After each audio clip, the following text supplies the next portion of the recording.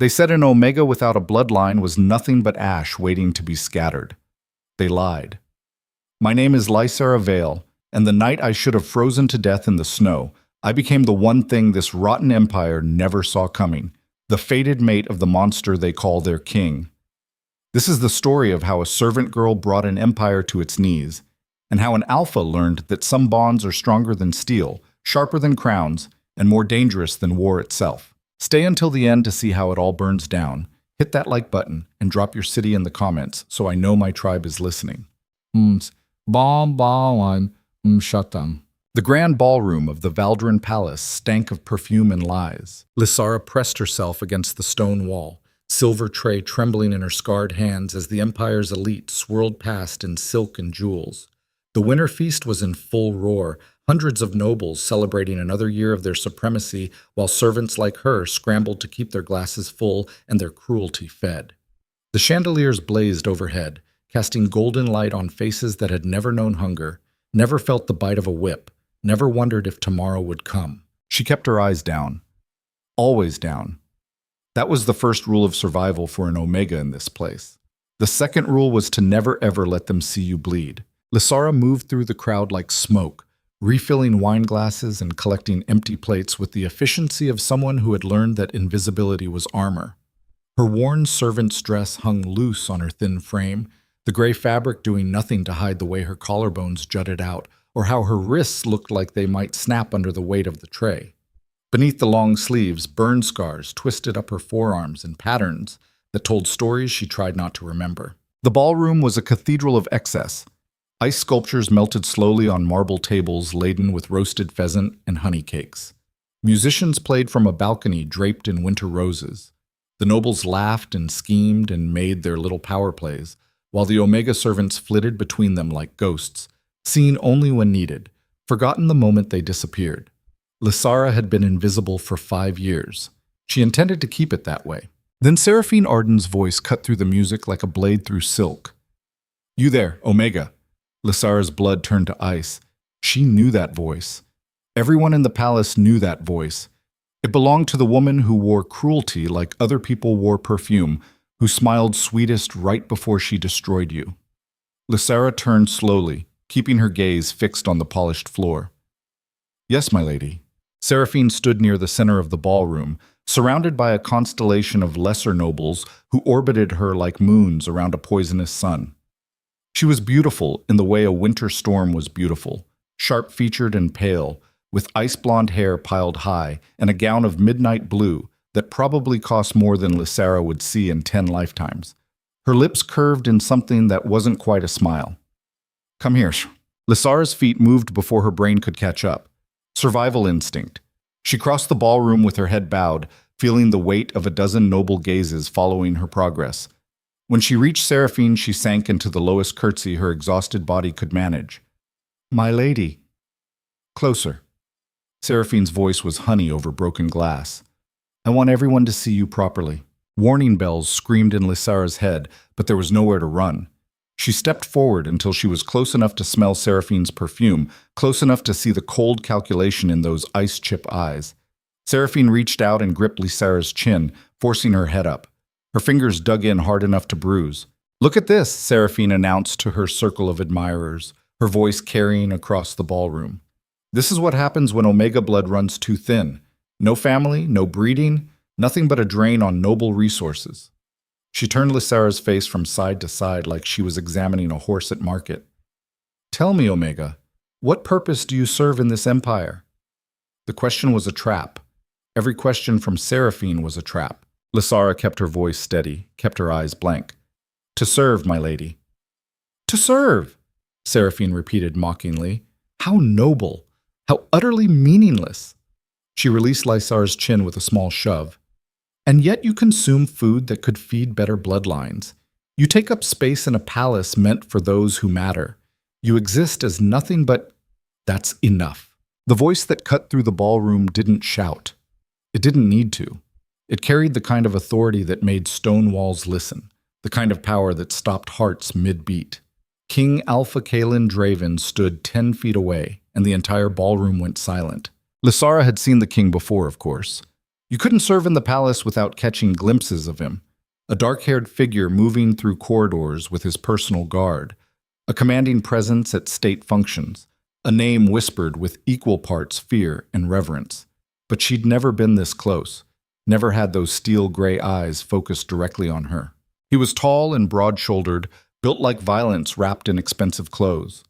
His black coat was military cut, no excess fabric or ornament, just clean lines that suggested a man who had no patience for decoration. Dark hair fell across his forehead, slightly too long, like he couldn't be bothered to sit still for a barber.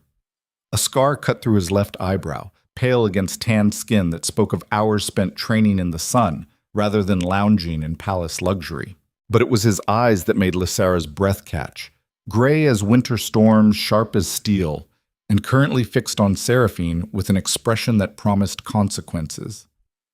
Your Majesty. Seraphine's curtsy was flawless, her recovery lightning quick. I was simply instructing this Omega on proper. I heard what you were doing. Kaelin's voice remained level, but something dark moved beneath the calm surface. And I said it's enough. The ballroom had gone so quiet that Lysara could hear her own heartbeat thundering in her ears. Nobles stood frozen with wine glasses halfway to their lips, watching a confrontation that could shift the entire power structure of the court depending on how it played out. Seraphine's smile didn't waver, but her eyes hardened. Of course, Your Majesty. I merely thought... Don't. Kaelin moved closer, and the temperature in the ballroom seemed to drop. Don't insult both of us by pretending this was education rather than entertainment. He turned his attention to Lysara, and she nearly stopped breathing. This close, she could see the lines of exhaustion around his eyes, the tension in his jaw that spoke of too many sleepless nights and too much weight carried alone. This close, she could feel the raw power radiating off him like heat from a forge. What's your name? Lysara's mouth had gone dry. Lysara Vale, Your Majesty. Look at me when you answer, Lysara Vale. It was an order, but his voice had gentled slightly. Lysara raised her eyes, breaking every rule of survival she'd learned, and met the King Alpha's gaze directly. Something shifted in the air between them. Something Lysara didn't understand but felt all the way down to her bones. Kaelin's eyes widened fractionally, and his hand moved to his chest as if responding to some internal pain. For a moment, he looked almost confused, like a man who'd just been struck by lightning and was still trying to figure out which direction it had come from. Then his jaw tightened, and the moment passed. Return to your duties, he said quietly. Then, louder, addressing the entire ballroom, this feast is meant to celebrate the unity of our empire. Anyone who uses it as an opportunity to torment those under their protection will answer to me personally. Are we clear? A chorus of, Yes, Your Majesty, rippled through the crowd. Kaelin held Seraphine's gaze for one long, dangerous moment, then turned and walked away, his personal guard falling into step behind him. The ballroom slowly came back to life, conversation resuming in careful whispers. Lysara stood frozen, her tray forgotten in her hands, her mind still trying to process what had just happened. Then she made the mistake of looking at Seraphine. The noblewoman's beautiful face had transformed into something terrible. Pure hatred burned in her eyes, so intense that Lysara took an involuntary step backward. You, Seraphine hissed, her voice pitched low enough that only Lysara could hear.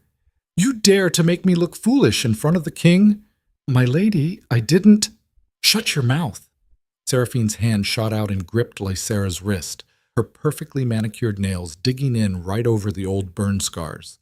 Pain lanced up Lysara's arm, but she bit down on her tongue to keep from crying out. You think his momentary kindness means anything? You think an Alpha King cares about Omega trash? Lysara said nothing. There was nothing to say that wouldn't make this worse. Seraphine leaned in close, her breath hot against Lysara's ear. Before this night is over, you'll remember exactly what you are, and you'll wish you'd never caught his attention. She released Lysara's wrist with a shove and swept away, her entourage following like sharks scenting blood in the water. Lysara stood there, shaking, her wrist throbbing. Around her, the feast continued as if nothing had happened. As if her world hadn't just tilted on its axis. As if the King Alpha hadn't looked at her like she was a person rather than a ghost. She forced herself to move, to keep serving, to become invisible again. but her hands wouldn't stop trembling, and every time she blinked, she saw those storm-gray eyes looking at her with something that might have been recognition. The hours crawled by. Lysera refilled glasses and cleared plates and faded into the background while nobles laughed and danced and played their endless games of power. Her wrist ached where Seraphine had grabbed her, the pain a constant reminder that kindness from a king meant nothing when you were still at the mercy of those who wanted to destroy you. Around midnight, one of Seraphine's handmaids approached Lysara in the servants' corridor. Lady Arden requires you to retrieve her cloak from the East Gardens. She left it there during her afternoon walk. Lysera's stomach dropped. The East Gardens? But the storm! Are you questioning Lady Arden's orders? The snowstorm had been building all evening, visible through the palace windows as dark clouds rolled in from the northern mountains. By now it would be a full blizzard, the kind that killed unprepared travelers within the hour. But refusing a direct order from a noble, especially Seraphine, was tantamount to signing your own death warrant. No, Lysara whispered. I'll retrieve it. The handmaid's smile was thin and cruel. See that you do. Lady Arden is waiting. Lysara made her way to the servants' quarters and pulled on the thinnest cloak she owned, the only one permitted to Omegas of her station. It wouldn't protect her from a storm like this, but regulations were regulations. Going to the gardens in a warmer cloak meant stealing from a higher-ranked servant, which meant punishment.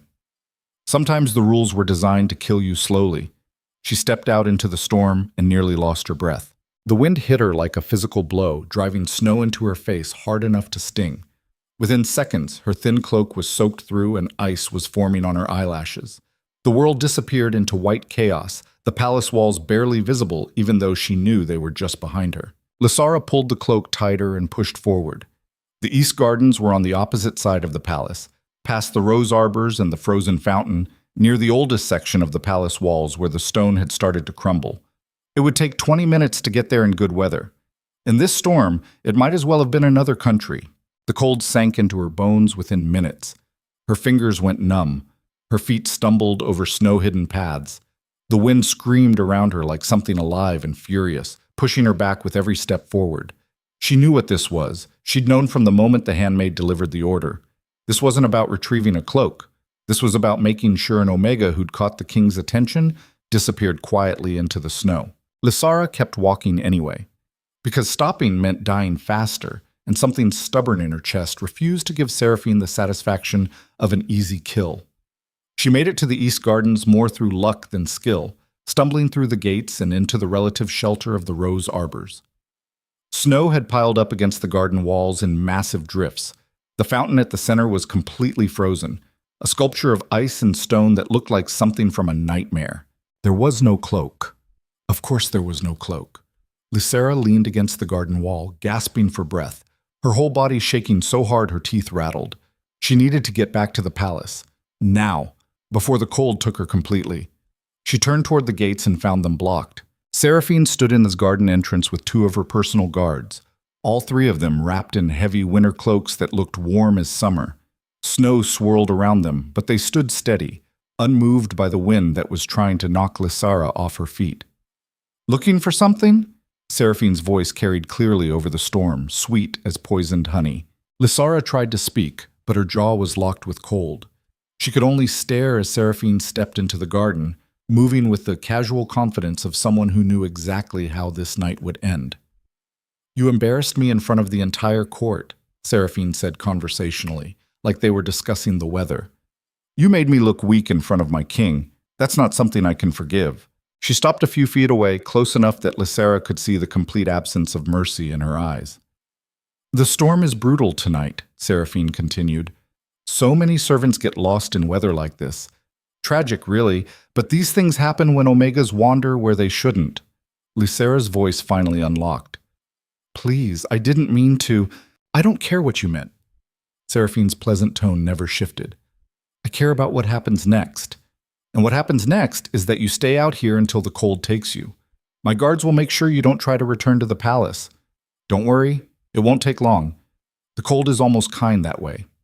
She turned and walked back toward the gates. Her guards followed, and then they were gone, disappearing into the white chaos of the storm. The gates swung shut with a sound like a coffin closing. Lysera stood in the frozen garden, alone with the storm and her fading warmth. She tried the gates, locked. She tried the garden walls, too high to climb, especially with hands that could barely feel anything anymore. She was trapped. The cold was moving from her extremities toward her core now, that final stage before the body started shutting down. Her thoughts were getting fuzzy. Her legs felt heavy. The snow looked almost soft where it had piled up against the base of the palace wall. It would be easy to just lie down in that snow, to let the cold take her, to stop fighting a world that had decided she wasn't worth keeping alive. Lysara's legs buckled and she collapsed against the wall, sliding down until she was sitting in the snow. Her vision was starting to blur. Her heartbeat was slowing. This was it then. This was how it ended. Not with drama or glory, but quietly freezing to death in a garden while nobles danced inside. She closed her eyes. And somewhere deep inside the palace, Kalen Draven dropped his wine glass. The King Alpha's hand shot to his chest, pressing against a sudden violent pain that felt like his heart was being ripped out through his ribs. He gasped, staggering against the council table while his advisors looked on in shock. "Your Majesty?" Lord General Thorne moved toward him, concern etched across his scarred face. "What's wrong?" Kalen couldn't answer. The pain intensified, became something beyond physical. It was primal, instinctive. His wolf was tearing at the inside of his skin, howling a warning that something was deeply, catastrophically wrong. His mate was dying. The thought crashed through his mind with absolute certainty, even though it made no sense. He didn't have a mate. He'd never felt the bond, never experienced that legendary pull that supposedly connected true mates across any distance, except he was feeling it now. And it was leading him straight toward death. Kalen was moving before his conscious mind caught up. He shoved past his advisors and out of the council chamber, his wolf taking control, following an invisible thread that pulled him through the palace corridors with increasing urgency. His guards shouted behind him, but he didn't stop. Couldn't stop. Someone was dying, and every cell in his body screamed that if he didn't reach them in time, he would die too. He burst out of the palace into the full fury of the storm. Snow blinded him immediately, wind driving ice into his face hard enough to cut. His wolf didn't care. It pushed him forward, past the main courtyards, past the rose arbors, toward the eastern gardens where the old palace walls crumbled into ruin. Kalen saw the gates, locked. He ripped them off their hinges with strength that came from somewhere beyond normal alpha power, the iron screaming as it tore free.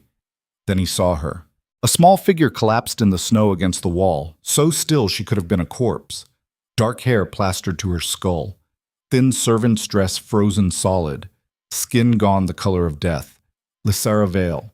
The Omega from the ballroom. The one Seraphine had been tormenting. The one he'd felt that strange pull toward when their eyes met. His mate. Kalen crossed the garden in 3 strides and dropped to his knees beside her. She was barely breathing, her lips blue, her skin like ice.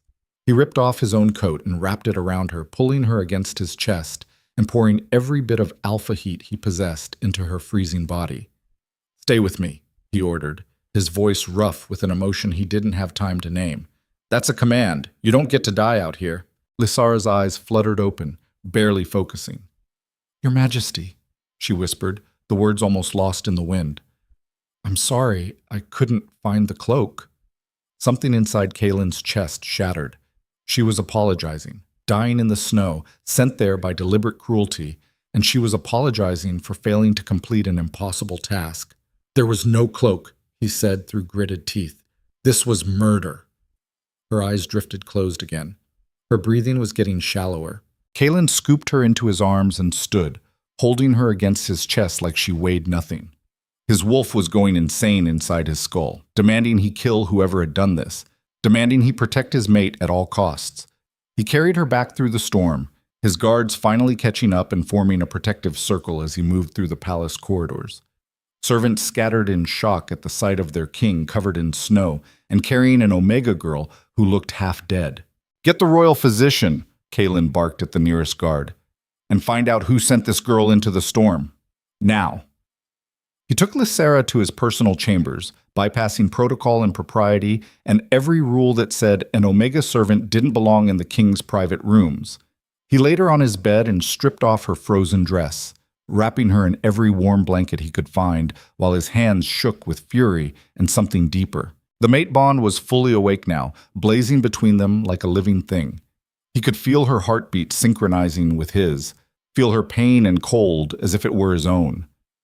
5 years she'd been in this palace. 5 years he'd walked past her without knowing, without feeling this connection. How was that possible? The royal physician burst in, took one look at Lysara's condition, and immediately began treatment. Kaelin stood back and let the man work, but his eyes never left her face. So young, so thin, and beneath the cold-induced paleness, he could see old bruises, faded burn scars, the evidence of systematic abuse that had been happening under his roof, under his protection, or lack thereof. An hour later, the physician straightened. "She'll live, Your Majesty, but it was close. Another 10 minutes in that storm." He didn't finish the sentence. He didn't need to. "Leave us," Kaelin ordered, "and send in Lord General Thorn." The physician bowed and departed. Moments later, Thorn entered, his expression grim. "We found out who gave the order, Your Majesty. Lady Seraphine Arden sent the girl to retrieve a cloak from the East Gardens. The guards say Lady Arden then locked the garden gates with the girl inside." Kaelin's hands clenched into fists. Seraphine did this personally? According to multiple witnesses, yes. She was seen leaving the gardens approximately 15 minutes before you found Miss Vale. The King Alpha turned to look at Thorn, and the Lord General actually took a step back from what he saw in his king's eyes. "Bring me Seraphine Arden," Kaelin said quietly. "Now." But when the guards went to Seraphine's chambers, they found them empty, the noblewoman gone, disappeared into the storm-dark night before the king's justice could reach her. Kaelin stood at the window of his chambers, watching the storm tear at the palace walls, while behind him, his mate fought for every breath. The word sat heavy in his mind, undeniable now. Mate.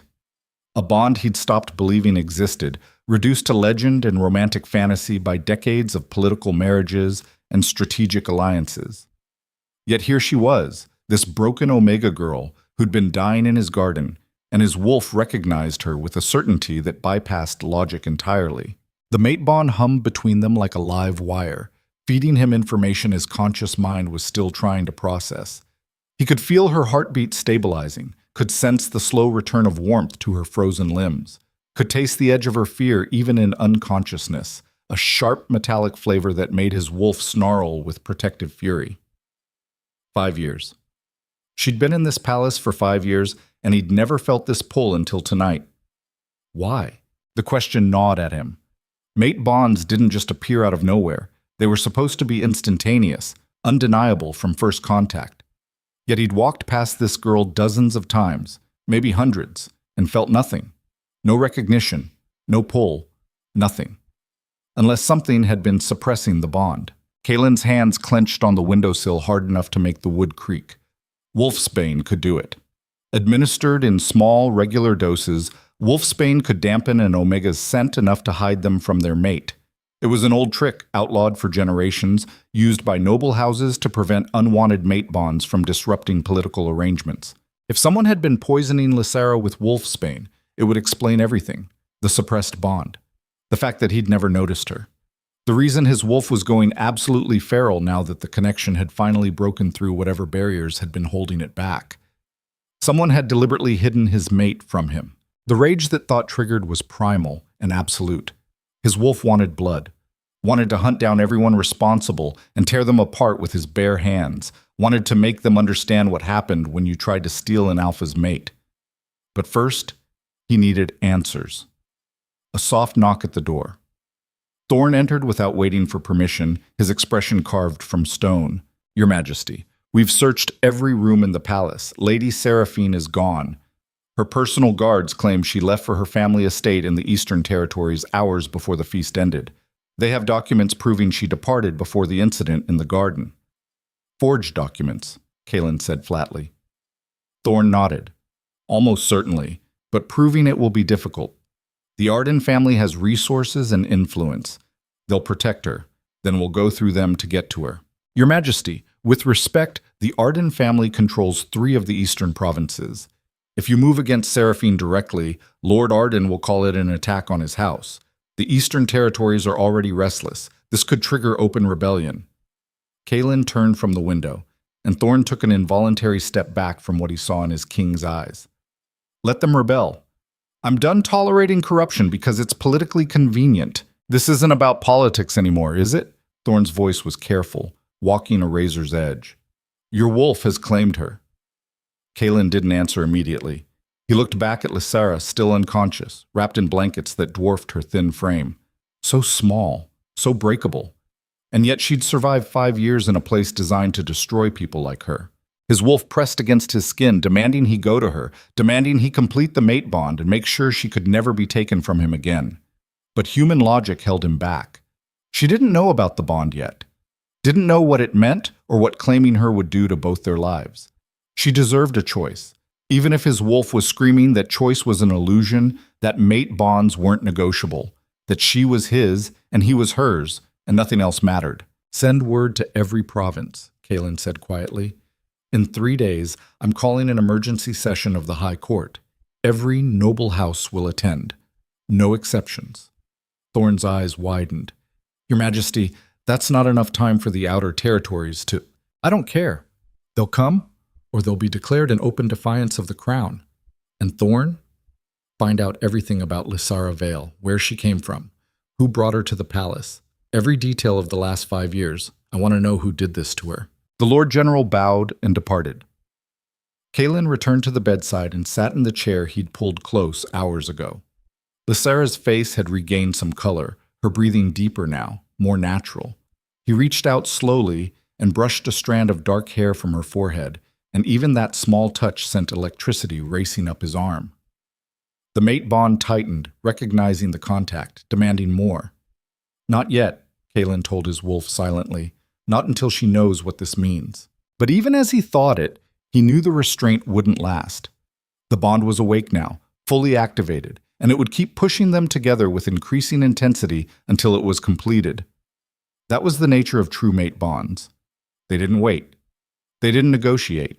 They consumed everything in their path until both parties surrendered to the inevitable.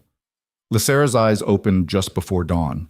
For a moment she just stared at the ceiling, confused, her mind clearly struggling to piece together where she was and how she'd gotten there.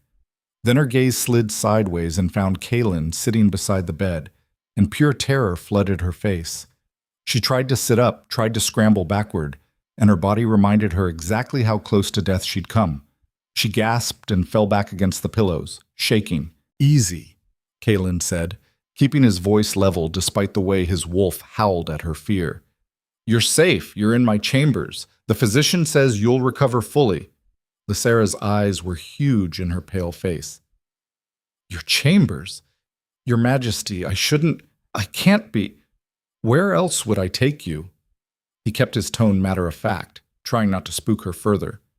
You were dying. My rooms were closest. That was a lie. The servants' infirmary was actually closer. But he'd needed her here. Needed her where his wolf could keep constant watch. Needed her in his space where her scent would saturate everything, and he could finally breathe properly for the first time in his life. The possessiveness of that thought should have alarmed him. It didn't.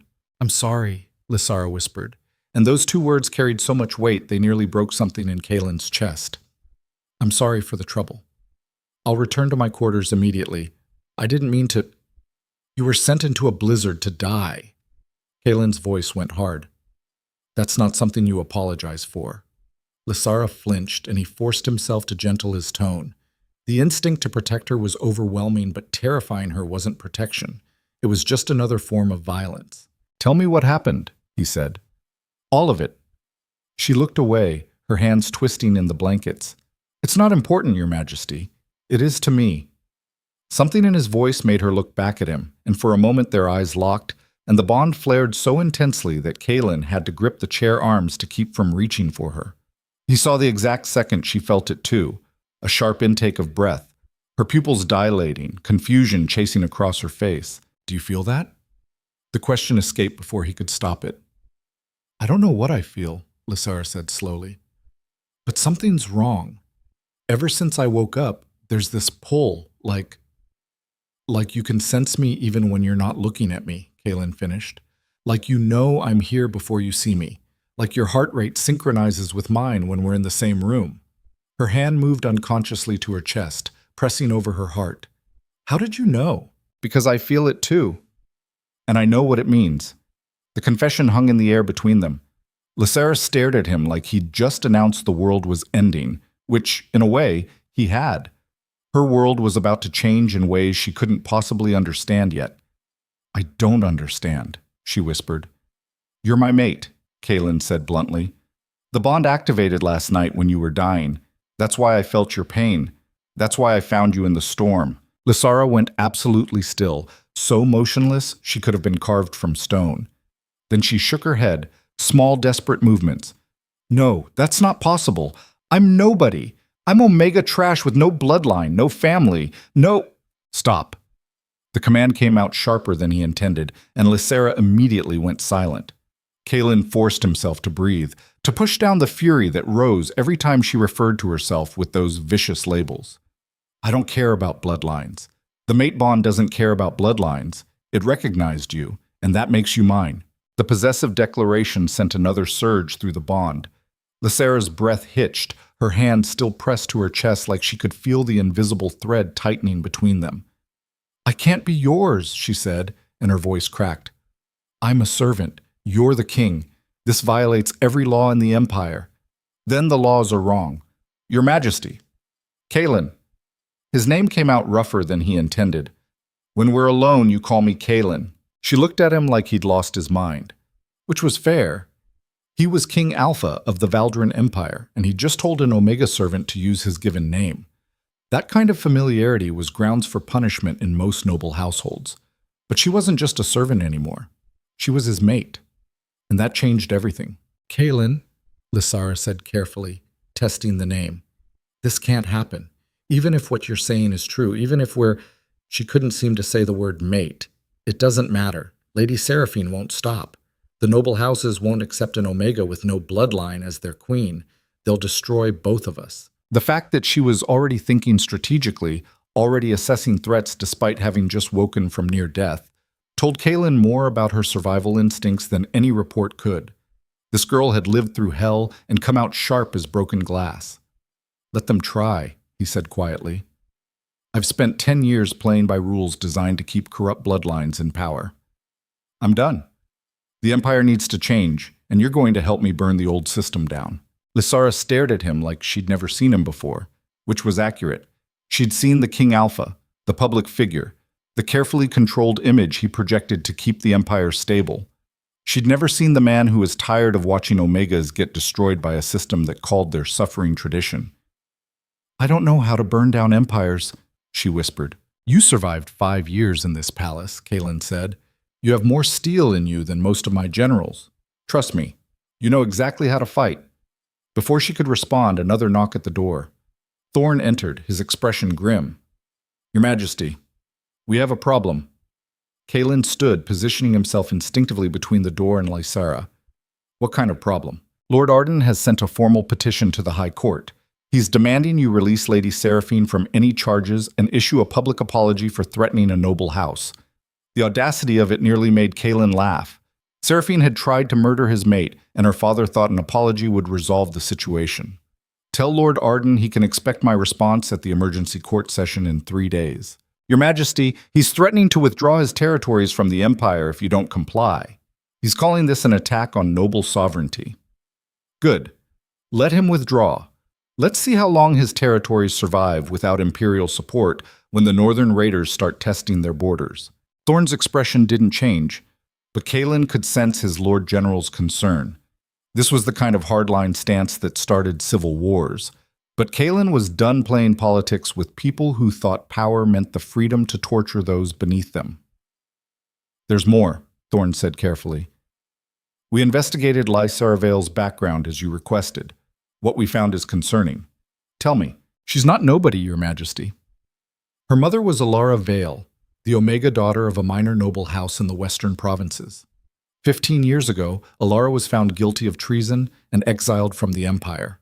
Her daughter was sent to the palace as penance to serve out the family's debt. Kaelin's blood ran cold. Treason charges against Omegas were almost always fabricated, political tools used to seize property or eliminate inconvenient bloodlines. And if Lysara's mother had been exiled rather than executed, it meant someone wanted to keep her alive for leverage. What was the nature of the treason? The records are sealed by order of the High Court. We can't access them without imperial authority, which meant someone powerful had arranged both the treason charge and the seal. Someone who wanted Lysara exactly where she was, powerless, invisible, and available for use as a political pawn. Behind Kaelin, Lysara's breathing had gone shallow. He turned to find her sitting rigid in the bed, her face drained of what little color it had regained. "My mother," she said, her voice barely audible. "You know where she is." "We're trying to locate her," Thorne said gently. "The exile records show she was sent to a labor camp in the borderlands, but those camps don't keep detailed records of—" "She's alive." Lysara's hands clenched in the blankets. "I can feel it. I've always felt it." Kaelin moved back to her side, his wolf demanding he offer comfort, even though he wasn't sure she'd accept it. "We'll find her, I promise." Lysara looked up at him, and for the first time since waking, the fear in her eyes had been replaced by something harder, something that looked like the beginnings of fury. "They took her from me when I was 10 years old. They called her a traitor and sent her to die slowly where no one would have to watch. Then they brought me here and spent 5 years trying to break me the same way they broke her." Her voice was still quiet, but steel ran through every word. Kaelin recognized that tone. He'd heard it in soldiers right before they charged into impossible odds. The sound of someone who'd finally reached their limit and decided death was preferable to continued submission. "I want them to pay," Lysara said, meeting his eyes directly for the first time without flinching. "All of them. Everyone who did this to us. I want to watch them burn." The mate bond sang with approval. His wolf recognized the shift in her, the transformation from terrified prey to something with teeth. This was what he'd sensed beneath her fear. This was the survivor who'd endured 5 years of systematic torture and refused to break. "Then we'll make them burn together," Kaelin said. "But first you need to recover, and I need to prepare for the High Court session." "What are you going to do?" "I'm going to stand in front of every noble house in this empire and claim you as my mate, publicly, in a way that can't be undone or challenged." Lysara's eyes widened. "That's insane. They'll rebel. The Eastern Territories will declare war. You'll lose everything." Kaelin smiled, and it wasn't a kind expression. "Let them. I've been looking for an excuse to purge the corrupt bloodlines anyway. They just handed me the perfect justification." Over the next 3 days, the palace transformed into a war zone of political maneuvering. Messages flew between noble houses like artillery fire. The Eastern Territories formally withdrew their support from the crown, rallying behind Lord Arden's claim that the king had overstepped his authority. The southern provinces remained neutral, waiting to see which way the wind would blow. The western and northern houses split down the middle, some supporting their king, others openly questioning his judgment. In the eye of this political hurricane, Kaelin did something unprecedented. He moved Lysara from his chambers to the queen's wing. The scandal was immediate and absolute. Servants whispered in corners. Nobles sent outraged letters. The palace steward actually tried to refuse the order until Kaelin reminded him that refusing a direct command from the King Alpha was grounds for immediate dismissal. Lysara's new quarters were larger than any space she'd ever inhabited, filled with furniture that cost more than she'd earned in her entire life. She moved through the rooms like a ghost, touching nothing, clearly terrified that someone would realize a mistake had been made and drag her back to the servants' quarters. Kaelin visited her every evening, always proper, always careful not to push the mate bond faster than she could handle. But it was getting harder. Every moment in her presence made his wolf more possessive, more desperate to complete the claiming and make sure she could never be taken from him. The bond was designed to be overwhelming. That was the point. Mate bonds didn't ask permission or wait for convenient timing. They consumed everything until both parties surrendered to the inevitable. On the third evening, Lysara finally asked the question he'd been waiting for. "What happens after the High Court session, if they refuse to accept this?" "Then we fight," Kaelin said simply. He was sitting across from her in what had once been the Queen's private study, a room that still carried the faint scent of his mother's perfume, even though she'd been dead for 5 years. "The Eastern Territories will almost certainly declare independence. The southern provinces might join them. We'll have civil war within a month. And you're willing to risk that? For me? Not just for you. This empire has been rotting from the inside for generations. The noble houses have used tradition as an excuse to consolidate power and brutalize anyone too weak to fight back. If I don't break that system now, it'll just keep destroying people until there's nothing left worth saving. Lysara studied him with those dark eyes that seemed to see straight through whatever walls he tried to maintain. You're not doing this for the Empire. You're doing it because your wolf won't let you make any other choice. She was right.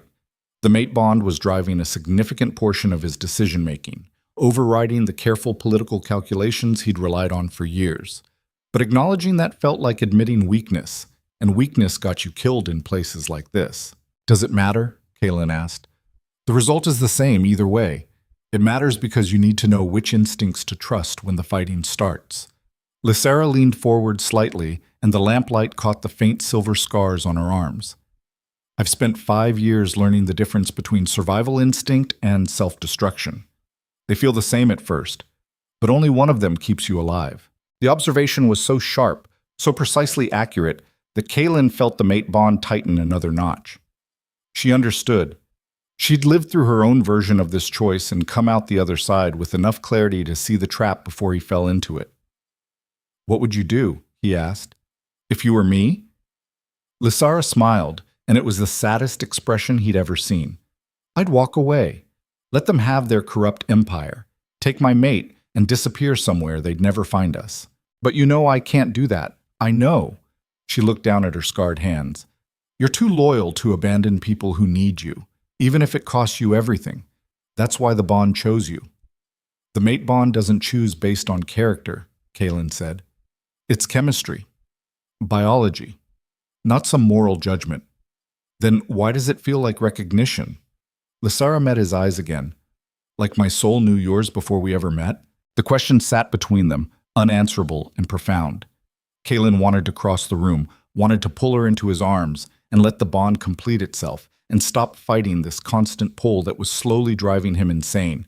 But she deserved more than being overwhelmed by biology. She deserved choice, even if the bond would eventually take that choice away from both of them.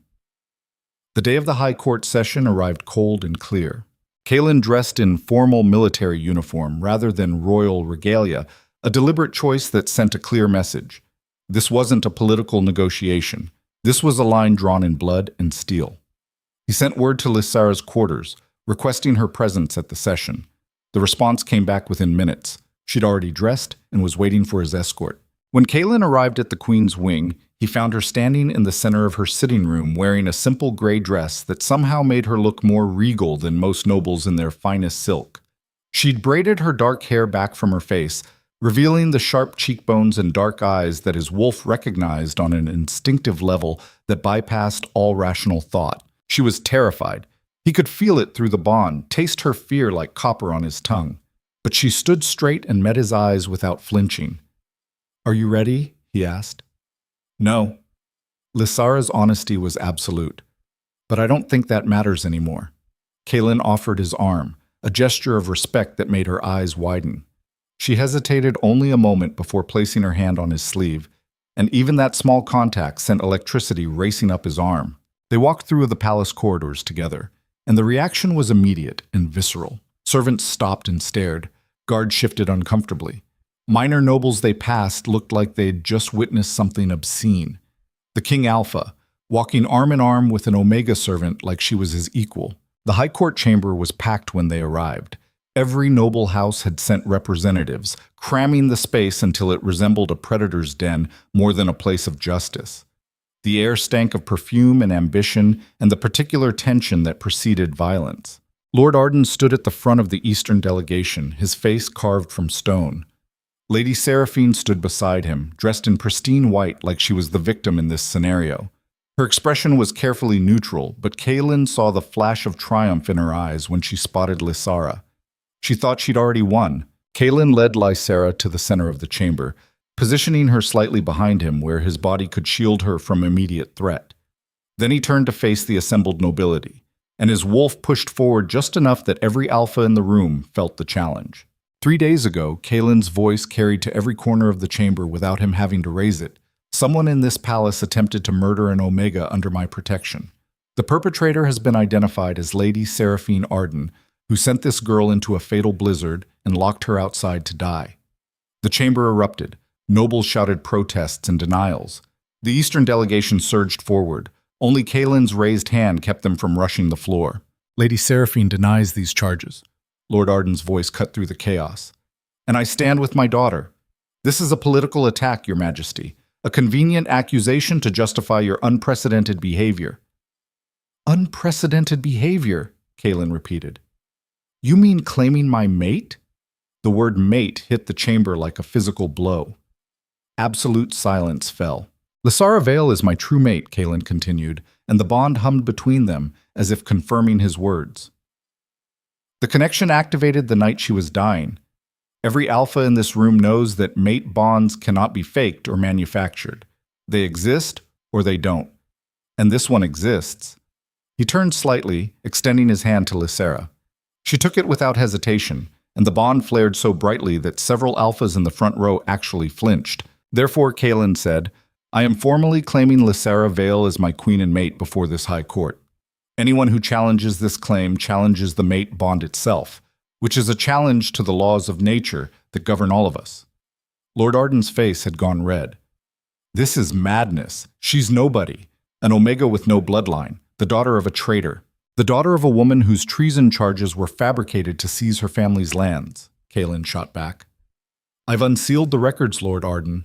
Would you like me to read them aloud? Or would you prefer to explain privately how your house benefited from the Vale family's exile? The Eastern delegation went rigid. Lord Arden's expression shifted from outrage to something more dangerous. You're threatening me, Your Majesty. I'm stating facts. Kaelin's voice remained level. Alara Vale was convicted of treason based on testimony provided by your house. Her lands were forfeit to the crown, then immediately sold to Eastern investors at rates well below market value.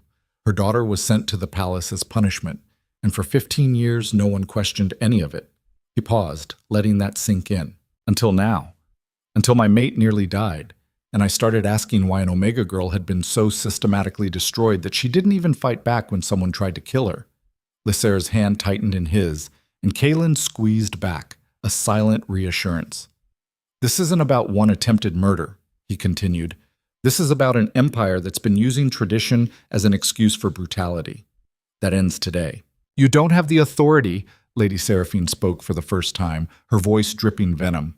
The High Court governs by consensus. You can't change centuries of law without our approval. Watch me. The challenge hung in the air like a blade. I am dissolving the current structure of the High Court, Kaelin said. Effective immediately, noble houses will no longer have automatic voting rights. Representation will be earned through demonstrated service to the Empire, not inherited through bloodlines. Omega protections will be codified into law, and anyone found guilty of abuse will be stripped of their titles regardless of family connections. The chamber exploded again, this time with real rage. Nobles shouted accusations of tyranny. The Eastern delegation moved as one toward the exit. Lord Arden turned to address the remaining crowd. This is a coup, he announced. The King Alpha has abandoned reason for the sake of an Omega whore. The Eastern territories will not stand for this. We are formally declaring independence from the Valdrin Empire. Other voices joined his. The southern provinces withdrew their support. Several minor houses from the west followed suit. Within minutes, Kaelin had lost control of nearly half the empire. And he didn't care, because standing beside him, Lysara Vale had lifted her head high and stared down every noble who'd spent years treating her like she was disposable.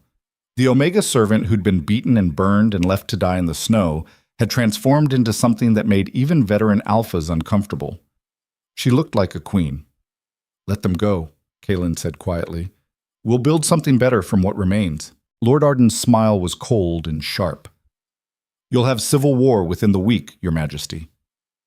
And when the Eastern armies march on your gates, we'll see how long your precious mate bond keeps you warm. He turned and swept from the chamber, taking half the nobility with him. The remaining houses stood in shocked silence, clearly trying to decide whether they'd just witnessed their king's greatest moment or his complete destruction. Kaelin didn't wait for their verdict. He turned to Lysara, still holding her hand, and spoke loud enough for everyone to hear. In 3 days, I will formally marry Lysara Vale in a public ceremony. Every house that remains loyal to this empire is invited to attend. Those who don't come will be marked as enemies of the crown. He led her from the chamber, leaving the nobles to their chaos. They'd barely made it back to the private corridors when Lysera stopped walking. Kaelin turned to find her staring at him with an expression he couldn't quite read. "You just started a civil war," she said. "I know. You lost half your empire. I know, for me. Not just for you." But the way she said it, like she still couldn't quite believe someone would sacrifice everything for her survival, made Kaelin's chest ache. He stepped closer, close enough that he could feel her breath against his lips, close enough that the mate bond screamed for him to close the distance and claim her properly. "I would burn the whole world down before I let them hurt you again," he said quietly. "That's what the mate bond means. That's what you mean to me." Lysera's eyes were huge, her pulse visible in her throat. "I don't know how to be a queen. Neither did I when I became king. We'll figure it out together." She reached up slowly and touched his face, her scarred fingers gentle against his jaw. "This is insane. I know. We're going to die. Probably." But she was smiling when she said it, a real smile that transformed her entire face, and Kaelin realized with sudden clarity that he would fight 1,000 civil wars if it meant seeing that expression again. Somewhere in the distance, war drums were already starting to beat as the Eastern Territories mobilized their forces. But here, in this quiet corridor, with his mate's hand on his face and the bond singing between them like something holy and inevitable, Kaelin felt more alive than he had in his entire reign. "Let them come," his wolf whispered. "Let them all come." He would defend this, defend her, defend the future they were building from the ashes of a corrupt empire. And if the world burned in the process, then so be it. Some bonds were worth any price. The wedding preparations began the next morning under a sky that looked like bruised flesh. Lysera stood in the queen's chambers while 3 seamstresses circled her like predators, taking measurements and pinning fabric with an efficiency that spoke of years serving nobility. The dress they were constructing was simpler than traditional royal wedding gowns, at her request. White silk with minimal embroidery. No train that would require servants to carry. Nothing that screamed excess while half the empire was preparing for war. The seamstresses worked in silence, but Lysera could feel their judgment radiating off them like heat. An Omega servant being fitted for a queen's wedding dress. The scandal of it sat heavy in the room, unspoken but absolute. She caught her reflection in the full-length mirror and barely recognized herself. The girl staring back had gained weight in 3 days, her face less gaunt, her eyes less hollow. Decent food and actual sleep had started reversing 5 years of systematic starvation, but the scars remained. Burn marks on her forearms, faded bruises on her ribs. The permanent damage that spoke of a body used as someone else's message board. The door opened without warning, and Kaelin entered, followed by Thorn and 2 other men Lysera didn't recognize. The seamstresses immediately bowed and retreated to the corners, giving the king space while remaining close enough to continue their work if needed. Kaelin looked like he hadn't slept. Dark circles under his eyes, jaw tight with tension. His military uniform from yesterday replaced with simpler clothing that still managed to carry authority. The mate bond hummed between them, feeding her information, exhaustion, fury, and underneath it all, a bone-deep worry he was trying to hide. "We need to talk," he said. His tone was neutral, but something in it made Lysera's stomach clench. "The seamstresses can leave," she said. "No." Kaelin shook his head. "They need to hear this too. Everyone in this palace needs to understand what's coming." He moved to the center of the room, and the 2 men with him took up positions by the door. Guard positions. Which meant whatever news he was about to deliver required protection. The Eastern Territories mobilized faster than expected. Thorn's voice was flat, delivering military intelligence with practiced precision. They've called in support from the southern provinces and 3 minor houses from the west. Current estimates put their combined forces at approximately 40,000 soldiers. They'll reach our borders within 2 weeks. Lysera's knees went weak. 40,000. That was an army large enough to level cities. "How many do we have?" she asked quietly. 22,000, Kaelin said. "Maybe 25 if we can pull reserves from the northern garrisons. We're outnumbered almost 2 to 1. The math was brutal and simple. They were going to lose." "There's more," Thorn continued. "The southern provinces have closed their borders. They're not officially joining the rebellion, but they're cutting off our supply lines. We have enough food and ammunition for maybe 3 months of sustained conflict. After that, we'll be fighting on empty. 3 months. Lysara's mind raced, trying to find a solution in numbers that didn't offer one. Can we negotiate? Offer them something to stand down? They want you, one of the men by the door said. His voice was cold, assessing. Lord Arden sent terms this morning. They'll withdraw their forces if the king publicly denounces the mate bond and hands you over for trial on charges of sedition and manipulation of the crown. Trial was a polite word for execution. They wanted her dead, the mate bond broken, and Kaelin humiliated enough that he'd never challenge noble authority again. Lysara looked at Kaelin and found him staring at her with an expression that made her heart stop. For a moment she saw him weighing it, saw him running the same brutal math she was running. One Omega girl's life against an empire, 25,000 loyal soldiers against 40,000 enemies, the future of everyone who'd stayed faithful to the crown. The logical choice was obvious. Give them what they want, Lysara said before he could speak. Call off the wedding, denounce the bond. I'll go to them willingly if it stops the war. Absolutely not. Kaelin's response was immediate and absolute. His wolf pushed forward, making his eyes flash with that dangerous alpha gold. I don't sacrifice my mate to appease traitors. Then you sacrifice everyone else, Lysara shot back. 25,000 soldiers, every servant in this palace, everyone who stayed loyal to you, they all die because you won't let me go. She's right, Your Majesty. Thorne's voice was careful, walking a razor's edge. Strategically, surrendering Miss Vale is our only option for avoiding total war. Kaelin turned on his Lord General with such sudden fury that Thorne actually stepped back. Are you seriously suggesting I hand my maid over to people who tried to murder her, after everything we've done to challenge this corrupt system? I'm suggesting you consider whether this fight is worth the cost, Thorne said quietly.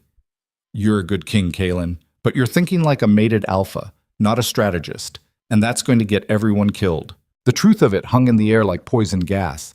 Lysara felt the mate bond screaming at Kaelin, demanding he protect her at all costs, demanding he fight even when the odds were impossible.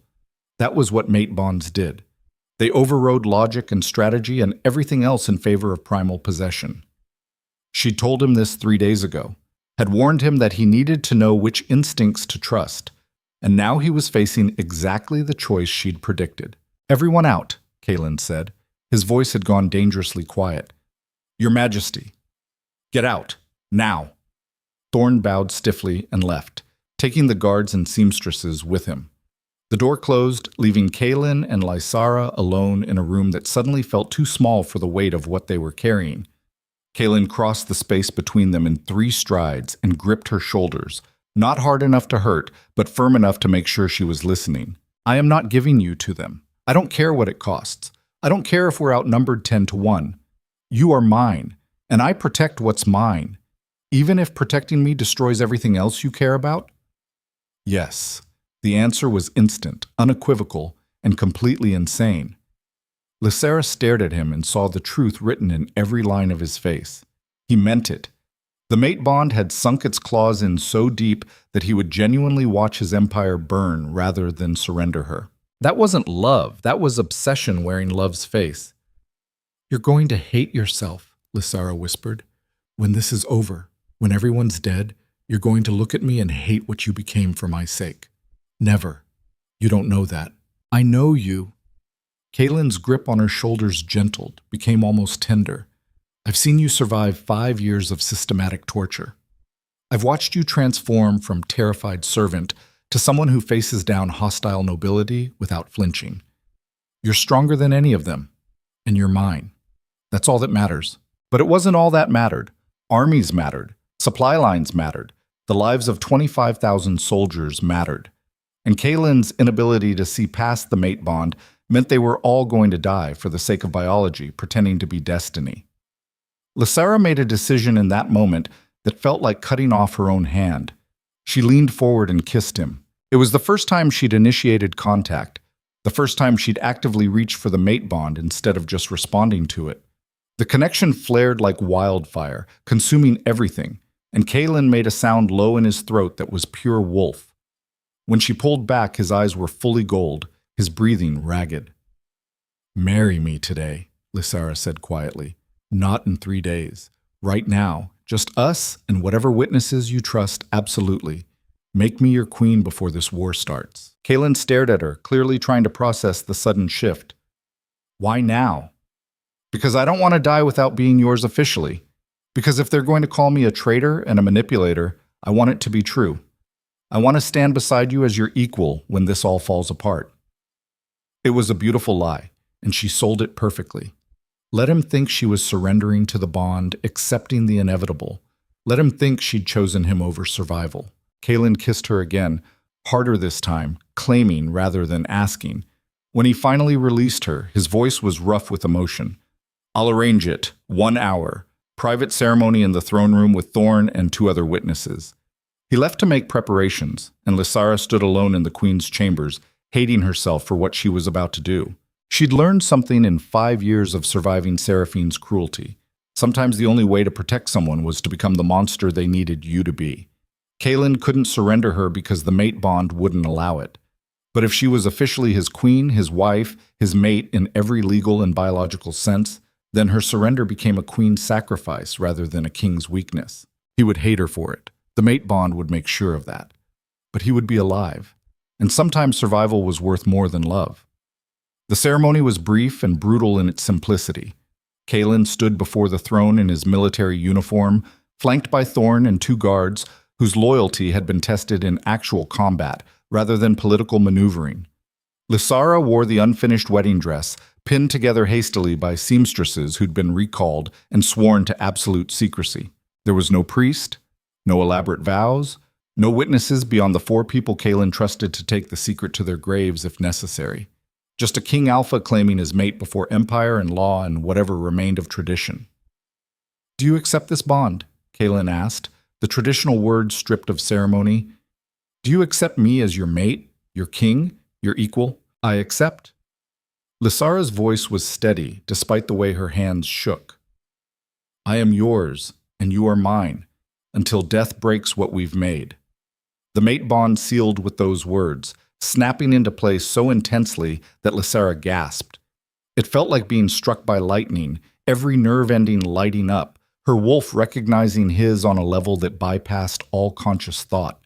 She could feel him inside her mind now, a constant presence that would never fully leave. Could feel the moment he realized something was wrong. Kaelin's eyes narrowed, his hand catching her wrist. What did you do? Nothing, Lysara lied, but the bond betrayed her. It fed him her emotions whether she wanted it to or not, and right now she was radiating determination mixed with grief. Lysara. His voice dropped into that alpha command that made wolves instinctively submit. What did you do? Before she could answer, Thorn's expression changed. His hand went to the communication device at his belt, and whatever message he received made his face go white. Your Majesty, we have a situation. What kind of situation? The Eastern Army. They're not marching on our borders. They're already here. Impossible, Kaelin said flatly. The scouts said 2 weeks minimum. The scouts were wrong, or they were compromised. Thorn's voice was tight with barely controlled panic. They have forces surrounding the palace right now, at least 10,000 soldiers in position. They've cut off all our escape routes. The room went absolutely silent. Then Lysara pulled her wrist from Kaelin's grip and walked toward the throne room doors. Lysara, don't. It wasn't a command this time. It was a plea. Whatever you're planning, don't do it. She looked back at him one last time, memorizing his face. The dark hair, the storm-gray eyes, the scar through his eyebrow. The man who'd pulled her from death and given her a reason to believe she was worth saving. I love you, she said quietly. Remember that when you hate me. Then she pushed open the doors and walked into the corridor beyond. Guards shouted, Kaelin roared her name, but Lysara kept walking, following the pull of something deeper than the mate bond. A certainty that had been growing since Thorn delivered his report. Someone had betrayed them. Someone close enough to know troop movements and scout positions. Someone who'd sold them out to the Eastern Territories in exchange for something they wanted more than loyalty. And Lysara had a horrible suspicion she knew exactly who. She made it to the palace gates before they caught up with her. Kaelin grabbed her arm, spinning her around, his face a mask of fury and fear. Explain, now. They have Mother, Lysara said.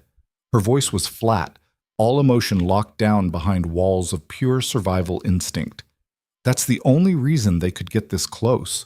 Someone traded her location for troop intelligence, and now they're using her as leverage. How do you know that? Because it's what I would do if I wanted to destroy you completely. Kill your mate's mother in front of her, break the mate bond through trauma, and leave you alive to suffer. The logic was sick and perfect.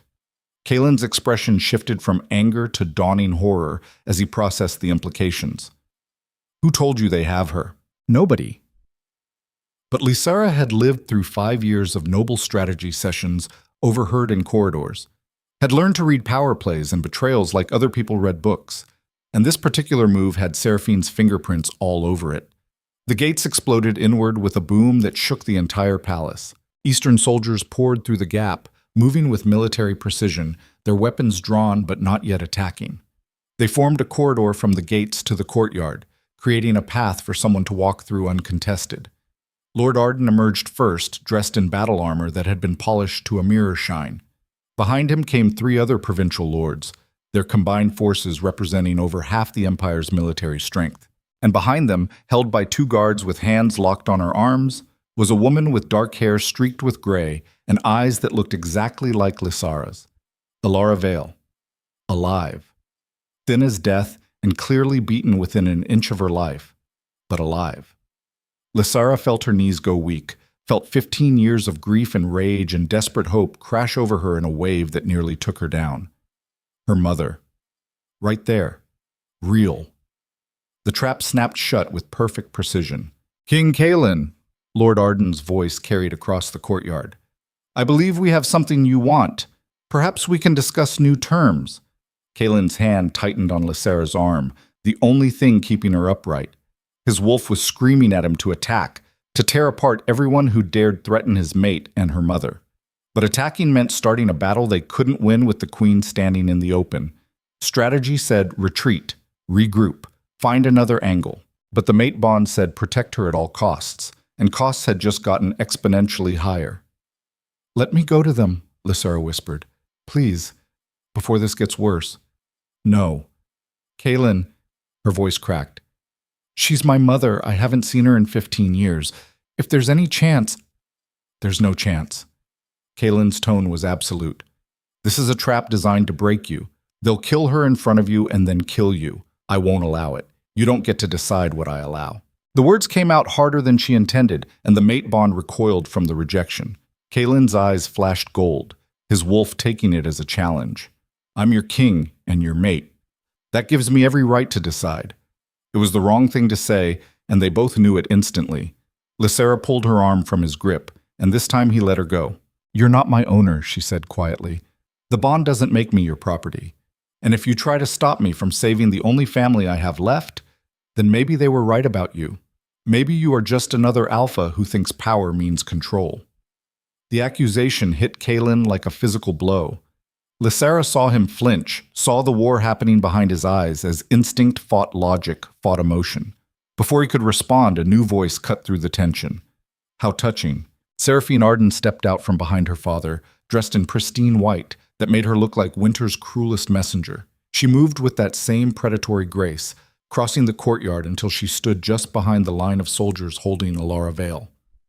The Omega servant who thought she could be queen, Seraphine said, her voice dripping false sympathy. And the king who destroyed his empire for the sake of a mate bond. You really are quite the pair. She circled closer, and Lysara realized with sick certainty that Seraphine was enjoying this, was feeding off the chaos she'd created.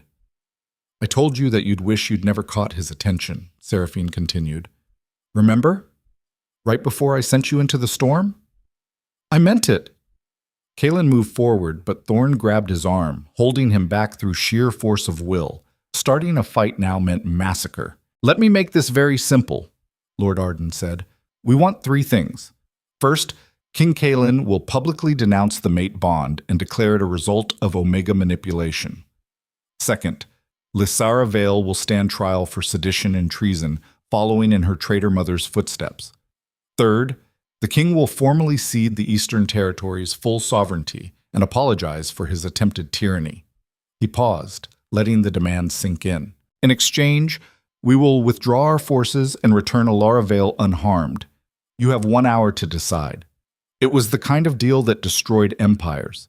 Kaelin couldn't accept it without losing all credibility and authority, but refusing it meant condemning both Lysara and her mother to death. The strategic choice was obvious. Sacrifice 2 people to save thousands, cut losses and rebuild from a stronger position. But the mate bond was screaming that there was no choice, that protecting Lysara came before empire and logic and everything else.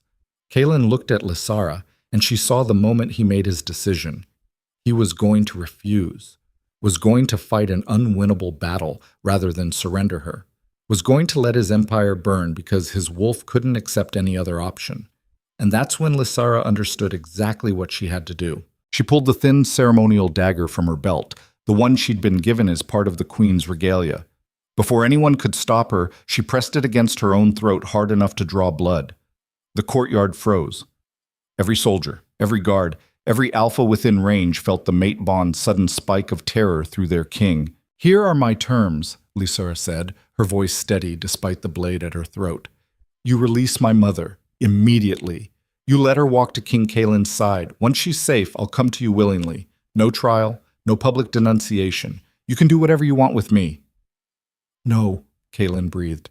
"Lysara, don't—" "If you refuse," Lysara continued, ignoring him, "I cut my own throat right here. The mate bond breaks. King Kaelin becomes the Alpha King who lost his mate to enemy forces, and you lose your only leverage." She pressed the blade harder, and blood ran down her neck in thin lines. "Your move, Lord Arden." The provincial lord's face had gone white. This wasn't how it was supposed to go. Lysara was supposed to be terrified, helpless, easy to break. Instead, she'd just seized control of the entire negotiation by making herself the weapon. "Release the older Omega," Lord Arden said finally. The guards holding Alara looked confused. Their lord gestured sharply, and they let her go. Alara stumbled forward, clearly weak from captivity, and Thorn moved to catch her before she fell. He half-carried her back behind the palace lines, and Lysara felt something inside her chest loosen fractionally. Her mother was safe. That was all that mattered. "Now you," Lord Arden said, "lower the blade and come here." Slowly, Lysara looked at Kaelin one last time, memorized his face twisted with rage and grief and absolute helplessness. The mate bond between them was screaming, tearing at both of them, demanding she stay. But staying meant watching everyone die. And Lysara had learned long ago that survival sometimes meant choosing who lived at the cost of your own life. "I'm sorry," she whispered, and she meant it. Then she lowered the blade, stepped past the line of royal guards, and walked toward the enemy. Kaelin roared her name, the sound purely wolf, purely alpha, purely agony. He lunged forward, and it took 4 guards to hold him back. Lysara kept walking. Every step felt like dying. The mate bond stretched between them, growing more painful with distance, but she forced herself forward anyway. She reached Lord Arden, and he immediately gestured to his soldiers. They surrounded her, cutting off any chance of retreat. "A wise choice," he said coldly. "For whatever it's worth, I'll make your death relatively quick."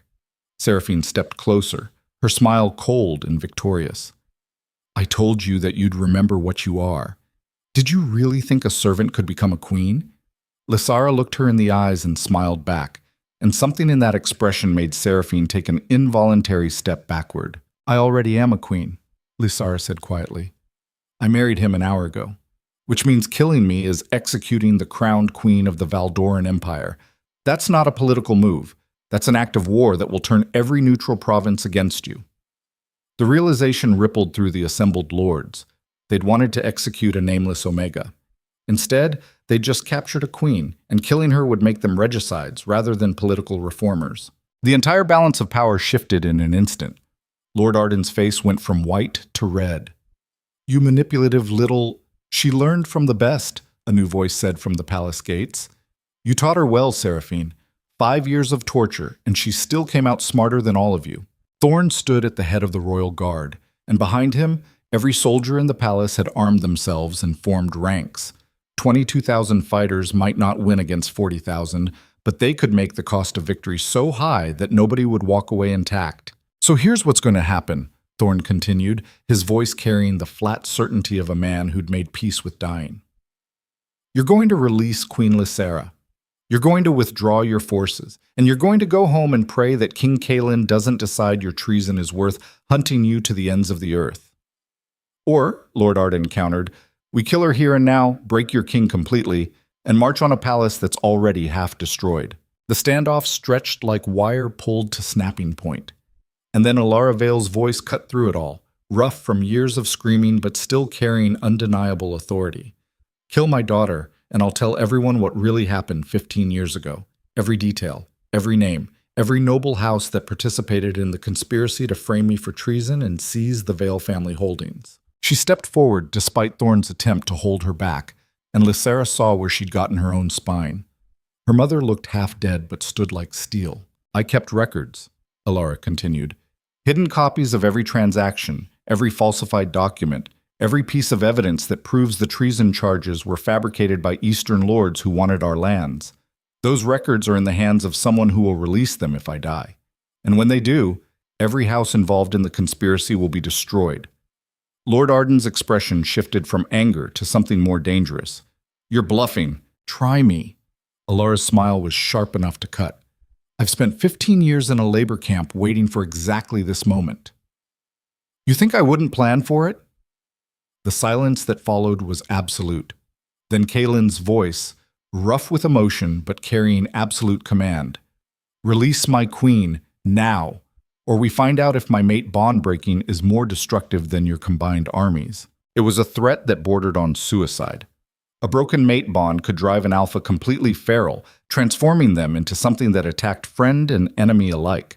But it also made them almost impossible to kill until the madness burned itself out.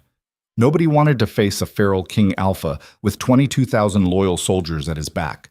Lord Arden's jaw clenched so hard Lysera heard teeth grinding. He gestured sharply, and the soldiers surrounding her stepped back. She ran, across the courtyard, past enemy lines, through the gap in royal guards, straight into Kaelin's arms. He caught her and held on like she was the only thing keeping him anchored to sanity, and the mate bond snapped back into place so violently that they both gasped. This isn't over, Lord Arden called out. We'll be back with more forces, and next time there won't be negotiations. The Eastern Army withdrew in organized ranks, taking their threat with them. But the damage was done. The Empire was fractured beyond repair. War was coming, inevitable as sunrise. And standing in the ruins of their courtyard, holding his queen while his mate bond screamed with relief and rage, Kaelin finally understood what Lysera had been trying to tell him all along. Sometimes survival meant becoming something you never wanted to be. Sometimes protecting what mattered meant crossing lines you'd sworn never to touch. And sometimes love meant watching the person you'd die for walk straight into hell because it was the only way to save everyone else. The War Council convened in the throne room while the Eastern Army's dust was still visible on the horizon. Kaelin stood at the head of the war table with maps spread before him like prophecy written in ink and parchment. His hands pressed flat against the wood, knuckles white with tension that had been building since the moment Lysera walked back into his arms. The mate bond was still raw from being stretched to breaking point, feeding him her heartbeat in steady rhythm beneath his own ribs. She was alive. She was here. And he was going to make absolutely certain she stayed that way, even if it meant burning what remained of the Empire to ash. 22,000 soldiers against 40,000. The math hadn't improved in the hours since the Eastern territories withdrew. If anything, intelligence reports suggested the numbers had gotten worse. Minor houses were joining the rebellion, drawn by promises of land redistribution and freedom from what Lord Arden was calling tyrannical rule. "They're calling you the Mad King," Thorn said bluntly, pointing to intercepted messages spread across the table. "Claiming the mate bond drove you insane, that you're sacrificing the Empire for the sake of an Omega who manipulated her way into your bed. Let them call me whatever they want." Kaelin's voice was flat, drained of everything except cold calculation. "We have 2 weeks before their full force arrives. How do we use that time? We don't." One of the northern commanders, a scarred woman named Captain Voss, leaned forward with the kind of certainty that came from surviving impossible battles. "We can't win a direct confrontation with those numbers. Our only option is guerrilla tactics. Hit supply lines, destroy their advanced scouts, make every mile they travel cost them blood. That buys us time, Thorne agreed. But it doesn't win the war. Eventually, they'll adapt. And when they do, we're back to being outnumbered with no strategic advantage. The room fell into heavy silence. Every commander present knew what nobody wanted to say out loud. They were fighting a losing battle. The only question was how many people would die before the inevitable conclusion. Then Elara voice cut through the tension like a blade through silk. "You're all thinking about this wrong." Every head turned. Lysara's mother stood near the back of the room, still weak from 15 years of captivity, but holding herself with the kind of authority that didn't come from titles or bloodlines. It came from surviving things that should have killed her and coming out sharp enough to cut. "This isn't about winning a military engagement," Elara continued, moving closer to the table. "It's about destroying the legitimacy of the rebellion before it fully forms. Right now, Lord Arden is selling a narrative. The tyrannical king who chose personal desire over imperial stability. That narrative works because it's partially true." Kaelin's jaw tightened, but he didn't interrupt. "You need to flip the narrative," Elara said. "Make this about what it actually is. Corrupt noble houses trying to maintain a system that lets them brutalize Omegas without consequence. Expose every house that participated in my false treason charges. Show the Empire exactly who they're fighting for. And how do we do that when half the Empire has already chosen sides?" Captain Voss asked. "We give them proof they can't ignore." Elara pulled a small leather journal from inside her worn dress and placed it on the war table. 15 years of records. Every transaction, every falsified document, every noble house that benefited from stealing my family's lands. I kept this because I knew someday someone would be desperate enough to use it. She looked at Kaelin directly. "You want to win this war? Stop fighting like a king trying to maintain order. Start fighting like a revolutionary trying to tear down a corrupt system. Make them choose between supporting the old guard or building something new." The strategy was brutal and brilliant. It transformed the conflict from a political dispute into a moral reckoning.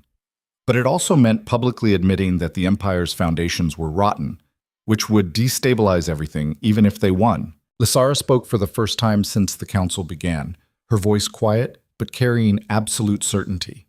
"Do it. Burn it all down. An empire built on corruption isn't worth saving anyway."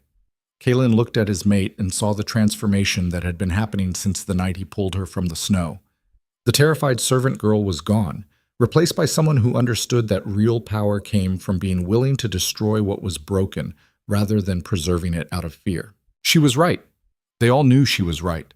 But implementing that strategy meant crossing a line that would change the Empire forever. It meant admitting that the institutions everyone had trusted for generations were fundamentally diseased. It meant chaos and uncertainty and the potential for total societal collapse. It also meant giving Omegas and lower-ranked wolves a reason to fight for something other than survival. "Thorne," Kaelin said finally, "take Elara's records, make copies, send them to every province, every minor house, every village large enough to have a magistrate. I want this information everywhere within a week." His Lord General nodded and took the journal with hands that handled it like explosive material. "Captain Voss, continue preparations for guerrilla tactics on the eastern approach. I want their supply lines bleeding before their main force even reaches our territory." The northern commander grinned, sharp and dangerous. "With pleasure, Your Majesty." Kaelin turned to the remaining commanders. "Send word to every Omega in the Empire. Anyone who's been abused under the old system, anyone who wants to see it burn, anyone who's tired of being treated as disposable. Tell them their king is offering them a choice. Fight with us to build something better, or watch the old guard grind them down for another generation." It was a recruitment strategy that violated every military doctrine. You didn't arm the oppressed and expect them to fight in organized formations. You didn't build an army from people who'd been systematically broken by the system you were trying to defend. But Kaelin wasn't trying to defend the old system anymore. He was trying to destroy it from within and rebuild from the pieces that remained. The War Council dispersed with new orders, and the kind of grim determination that came from knowing you were fighting an impossible battle but choosing to fight anyway. Commanders filed out until only Kaelin, Lysara, and Elara remained. The older woman looked at her daughter with an expression that carried 15 years of separation and grief and furious pride. "You look like me at your age," Elara said quietly, "right before everything fell apart. Lysara crossed the room and embraced her mother for the first time since childhood. Both women were crying, silent tears that spoke of survival and loss, and the particular kind of strength that came from refusing to break, even when breaking would have been easier. Kaelin watched them and felt something in his chest crack open. This was what the noble houses had tried to destroy: connection, family, the bonds that made people fight harder than any amount of gold or title could inspire. When they finally separated, Alara turned to Kaelin with eyes that assessed him with uncomfortable accuracy. "You love her." It wasn't a question, but Kaelin answered anyway. "More than anything, enough to die for her? Already proved that." Alara's expression didn't soften. "Dying is easy. Living with the consequences of your choices is harder. Can you do that? Can you live with what you're about to become?" The question cut deeper than any blade. Kaelin had spent 10 years being a careful king, balancing political factions and maintaining stability. Now he was about to become something else entirely. Something more dangerous. A revolutionary king willing to tear down his own empire if it meant building something better from the rubble. "Yes," he said finally, "because the alternative is watching her survive in a world that treats her as disposable. And I'd rather burn it all down than allow that." Alara studied him for a long moment, then nodded slowly. "Good, because you're going to need that conviction when the real fighting starts.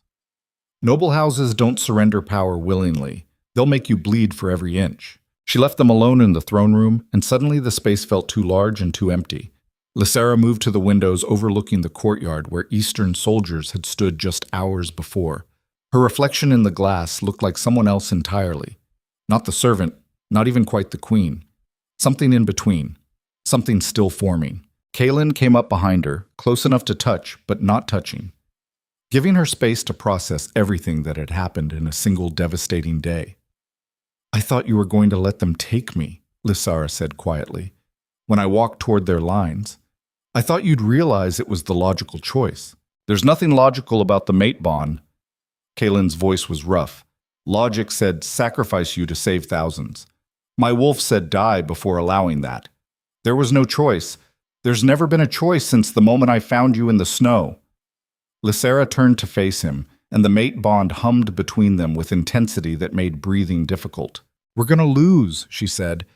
"Even with my mother's records, even with Omega recruitment, we're still outnumbered. The Eastern territories have more resources, more soldiers, more everything. I know. So why fight? Why not take the exile they'll eventually offer and disappear somewhere they can't find us? Because exile means leaving everyone else to suffer under the same system that tried to kill you." Kaelin stepped closer, cupping her face with hands that trembled slightly, despite his attempt at control. "I've spent 10 years watching Omegas get destroyed while I maintained political stability. I'm done. If we're going down, we're taking the corruption with us. Even if it means both of us die? Especially if it means that. At least we'll die as equals instead of you dying as property." The truth of it sat heavy between them. This wasn't a war they could win through military might. It was a war of ideology and systems, and those kinds of wars were won through sacrifice rather than strategy. Someone had to be willing to stand in front of the old guard and refuse to move even when refusal meant death. Lysara kissed him then, hard and desperate, and the mate bond roared to life with such intensity that Kaelin felt his control fracturing. His wolf wanted to claim her fully, wanted to complete the bond in every possible way and make absolutely certain she could never be taken from him again. But claiming her like that, in this moment, felt like giving in to the same possessive instinct that drove noble alphas to treat their mates as property. So he held back, kissing her with everything he had while his wolf screamed in frustration. When they finally broke apart, both breathing hard, Lysara's eyes were bright with unshed tears and something fiercer. "Promise me something. Anything. When this is over, if we somehow survive, promise me you'll build the empire we should have had. No more noble houses treating Omegas like disposable tools. No more corruption hiding behind tradition. Promise me it'll actually be different. I promise." The words came out like an oath sworn in blood. Whatever it takes. The next 10 days passed in a blur of preparation and escalating tension. Alara's record spread through the empire like wildfire, exactly as planned. The evidence was undeniable. Decades of corruption, falsified charges, land theft, Systematic abuse. Noble houses that had presented themselves as pillars of society were exposed as parasites feeding on the vulnerable. The response was immediate and chaotic. 3 minor houses publicly denounced Lord Arden and withdrew from the rebellion. 5 others doubled down, claiming the records were forgeries designed to justify tyranny. The southern provinces remained stubbornly neutral, waiting to see which side would win before committing. And the Omegas came, not in organized military formations, not with proper training or equipment. They came as refugees and runaways, as escaped servants and exiled family members, as everyone who'd been ground down by the system and finally saw a chance to fight back. Within a week, Kaelin's forces had swelled from 22,000 to 35,000 fighters. Not all of them were soldiers. Most had never held a weapon before. But they were desperate and angry and willing to die for the chance to see the old system burn. Captain Voss took charge of training, transforming palace courtyards into makeshift drill grounds. She was brutal and efficient, pushing the new recruits harder than traditional military doctrine recommended. Because traditional doctrine assumed you had time for proper training, they had days. Lysara spent those days working alongside her mother, organizing supply lines and medical stations and all the infrastructure an army needed to function. She'd never done logistics work before, but 5 years of servant duties had taught her how to see patterns in chaos and create order from desperation. Watching her work, Kaelin understood why the mate bond had chosen her. She had the kind of strength that came from surviving systematic destruction and refusing to break. The kind of strength that built empires, rather than just ruling them. On the 11th day, scouts reported the Eastern Army's advance force had reached Black Hollow Pass, 3 days' march from the palace. 42,000 soldiers moving in coordinated formations that spoke of professional military training and unlimited resources. The final battle was coming whether they were ready or not. Kaelin called his commanders together one last time. The throne room felt smaller with 35,000 soldiers camped in and around the palace grounds. The air smelled of weapon oil and nervous sweat and the particular tension that preceded violence. "Tomorrow, we march to meet them at Black Hollow," Kaelin said without preamble. "We can't let them reach the palace. The pass gives us defensive advantage and limits their ability to use superior numbers effectively." "It's still going to be brutal," Thorne said flatly. "Even with the terrain advantage, we're looking at massive casualties." "I know." Kaelin met each commander's eyes in turn, which is why I'm giving everyone a choice. Anyone who wants to withdraw can do so without judgment or consequences. This isn't their fight. It's mine, Captain Voss snorted. "With respect, Your Majesty, it stopped being just your fight the moment you gave us permission to burn down the system that's been crushing us. We're here because we want to be." Murmurs of agreement rippled through the assembled commanders. These weren't people following orders out of duty or fear. They were people who'd chosen this battle because the alternative was returning to a world that treated them as disposable. That kind of motivation made soldiers fight harder than any amount of training could achieve. It also made them more likely to die, refusing to retreat, even when retreat was the smart tactical choice. The meeting broke up near midnight. Commanders dispersed to brief their units and prepare for tomorrow's march. Soon only Kaelin and Lysar remained, standing in a throne room that felt haunted by the weight of what was coming. "I want you to stay here," Kaelin said quietly. "When we march tomorrow, stay in the palace with a defensive garrison." "No." Lysara's response was immediate and absolute. "Lysara, I'm your queen, your mate. I don't stay behind while you fight a battle that exists because of me. This isn't about you. It's always been about me." Lysara turned to face him fully, and the mate bond blazed between them. "Lord Arden started this war to punish you for claiming an Omega servant.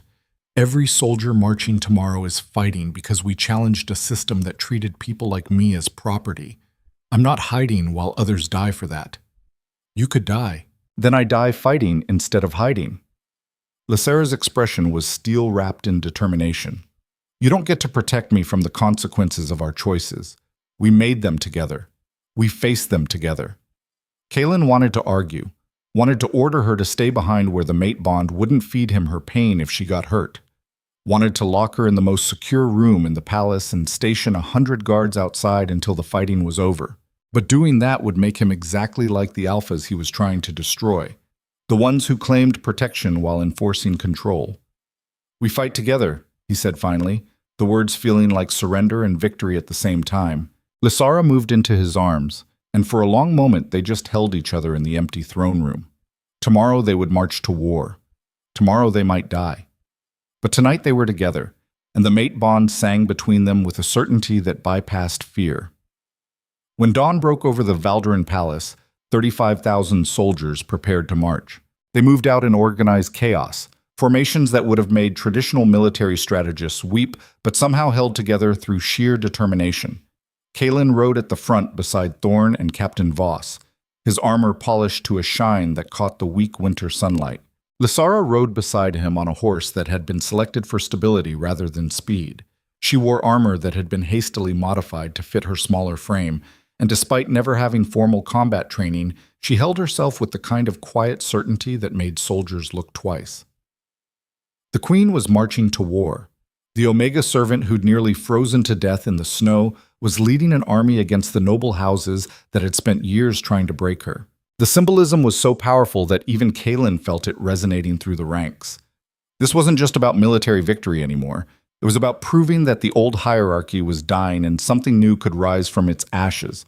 They reached Black Hollow Pass by late afternoon on the third day.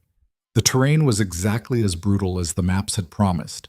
Narrow canyon walls that funneled into a killing ground, rocky outcroppings that provided defensive positions, limited approach routes that would force the larger army to attack in waves rather than overwhelming them with numbers. It was the best possible battlefield for defending against superior forces. It was also a place where a lot of people were going to die. Kalen positioned his forces with Thorn's help, placing the best fighters at choke points and spreading the inexperienced Omegas across defensive positions where they could support without being overwhelmed immediately.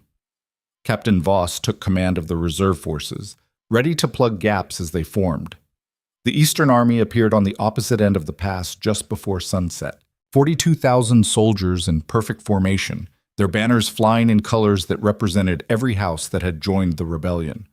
Lord Arden rode at the front on a black warhorse, his armor gleaming. Seraphine rode beside him in white that looked like winter death, and even from a distance Kalen could feel her hatred radiating across the battlefield. They made camp just out of arrow range, settling in for the night rather than attacking immediately. Smart tactics. Let the defending force spend the night in nervous anticipation while the attackers rested. Kalen walked through his own camp as darkness fell, stopping to speak with soldiers who'd never seen real combat before. He found clusters of Omegas sharpening weapons with shaking hands, veteran fighters checking armor one last time, commanders briefing their units on tomorrow's hell. And everywhere he went, the reaction was the same, determination mixed with terror. They knew the odds, knew that many of them wouldn't survive tomorrow, but they'd chosen to be here anyway because sometimes dying for something better was preferable to living in a system designed to destroy you slowly. Near midnight, Kalen found Lysara standing at the edge of camp, staring across the pass at enemy fires that looked like fallen stars scattered across the darkness. Can't sleep? He asked quietly. Can't stop thinking. She didn't look away from the enemy camp. There are people over there who used to beat me, who thought it was funny to burn my arms with hot irons, who spent 5 years teaching me that I was worth less than nothing. Her hand moved unconsciously to the scars on her forearms. Tomorrow I'm going to fight them, not as a servant, not as someone they can hurt without consequences. As a queen with an army at her back, the girl who was supposed to die in the snow is going to watch them lose everything. There was no triumph in her voice, just exhausted inevitability, the kind of tone someone used when describing a task that had to be completed regardless of cost. Kalen moved to stand beside her, and the mate bond wrapped around them both like armor.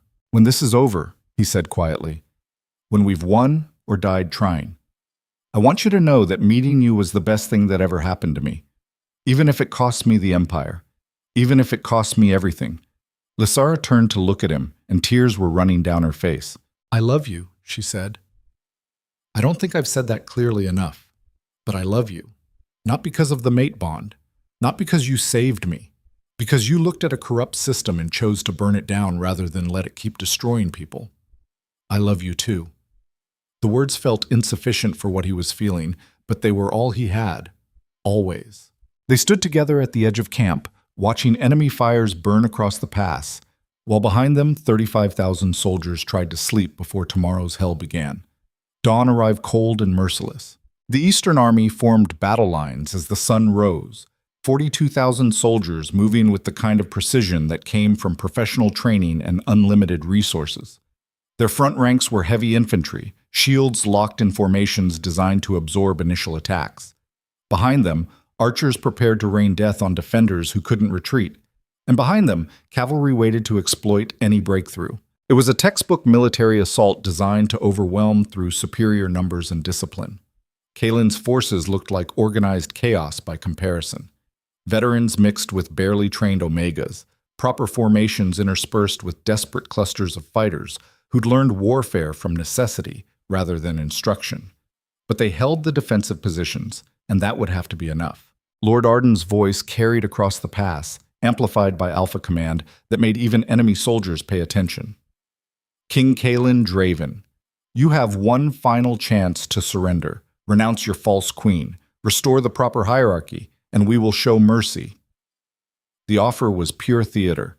Everyone present knew mercy wasn't on the table. This was about public positioning, about being able to claim they'd tried diplomacy before resorting to violence. Kaelin stood at the front of his forces and let his own Alpha Command roll across the battlefield in response. The only thing I renounce is a system that treats people as disposable. Come take what you want, Lord Arden. We'll be right here waiting. The Eastern Army surged forward with a roar that shook the canyon walls, and Black Hollow Pass erupted into the kind of violence that ended empires and built new ones from the blood-soaked ground.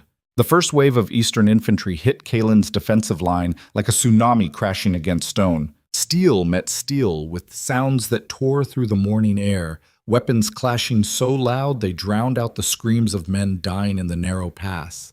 The canyon walls funneled the attackers into kill zones exactly as planned, but the sheer mass of bodies pushing forward meant that planning only delayed the inevitable.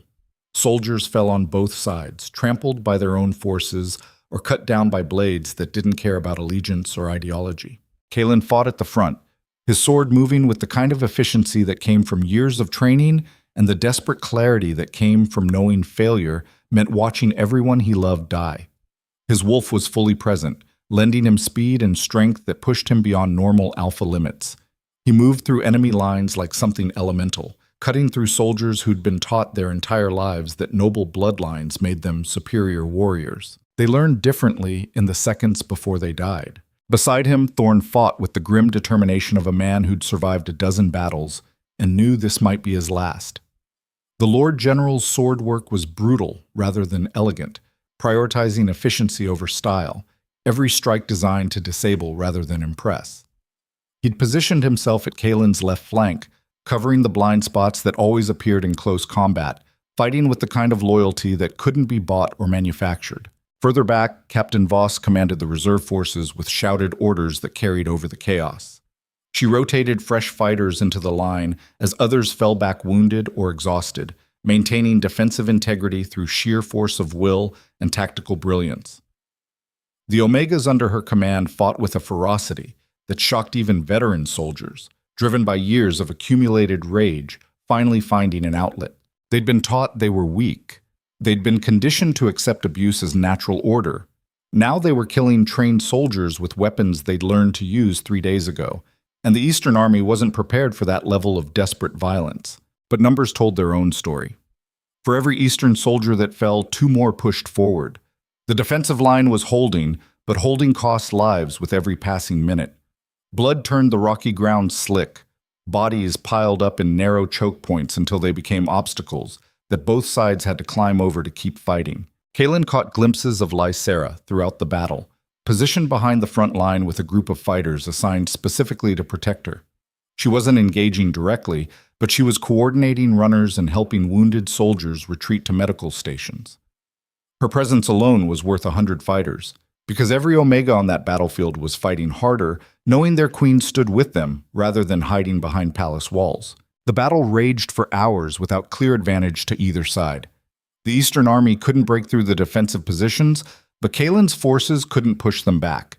It became a brutal war of attrition, each side grinding against the other while the sun climbed higher and the temperature rose until fighters were collapsing from exhaustion as much as wounds. Then Seraphine made her move. She appeared on the eastern flank with a contingent of elite fighters. all of them alphas from noble houses who'd been trained since childhood in combat. They hit Kalen's weakest point, a section of line held primarily by newly recruited Omegas who'd barely learned which end of a sword to hold. The line shattered. Eastern soldiers poured through the gap like water through a broken dam, flanking defensive positions and threatening to collapse the entire formation. Kalen saw it happening and felt something cold settle in his chest. This was the moment. The point where wars were won or lost based on decisions made in fractions of seconds. He could pull forces from the center to plug the gap, but that would weaken the main defensive line and allow the Eastern Army to push through there instead. He could commit his reserve forces, but losing them meant having nothing left when the next crisis hit. Or he could do what every instinct screamed at him not to do. He could send Lysara. She was positioned closest to the breach. She had fighters with her who were veterans, capable of holding long enough for reinforcements to arrive. And seeing their queen actively leading a counterattack would inspire everyone on the battlefield to fight harder. But it also meant putting his mate directly in combat, violating every protective instinct the mate bond demanded he follow. Kalen made the decision in the space between heartbeats, and it felt like cutting off his own arm. He caught Lysara's eyes across the battlefield and gestured toward the breach. Saw her understand immediately, saw her nod once, sharp and certain, before turning to her guard detail and issuing orders he couldn't hear over the battle noise. Then his mate, his queen, the Omega servant who'd nearly frozen to death in the snow, led a charge directly into the gap where Seraphine waited with weapons drawn and murder in her eyes. The mate bond screamed at Kalen to follow, to protect, to make sure she survived even if it meant abandoning his position and letting the center line collapse. His wolf was tearing at his control, demanding he choose his mate over Empire exactly the way Lord Arden had predicted he would. But Kalen had learned something in the weeks since finding Lysara dying in his garden. Real strength wasn't about protecting people from consequences.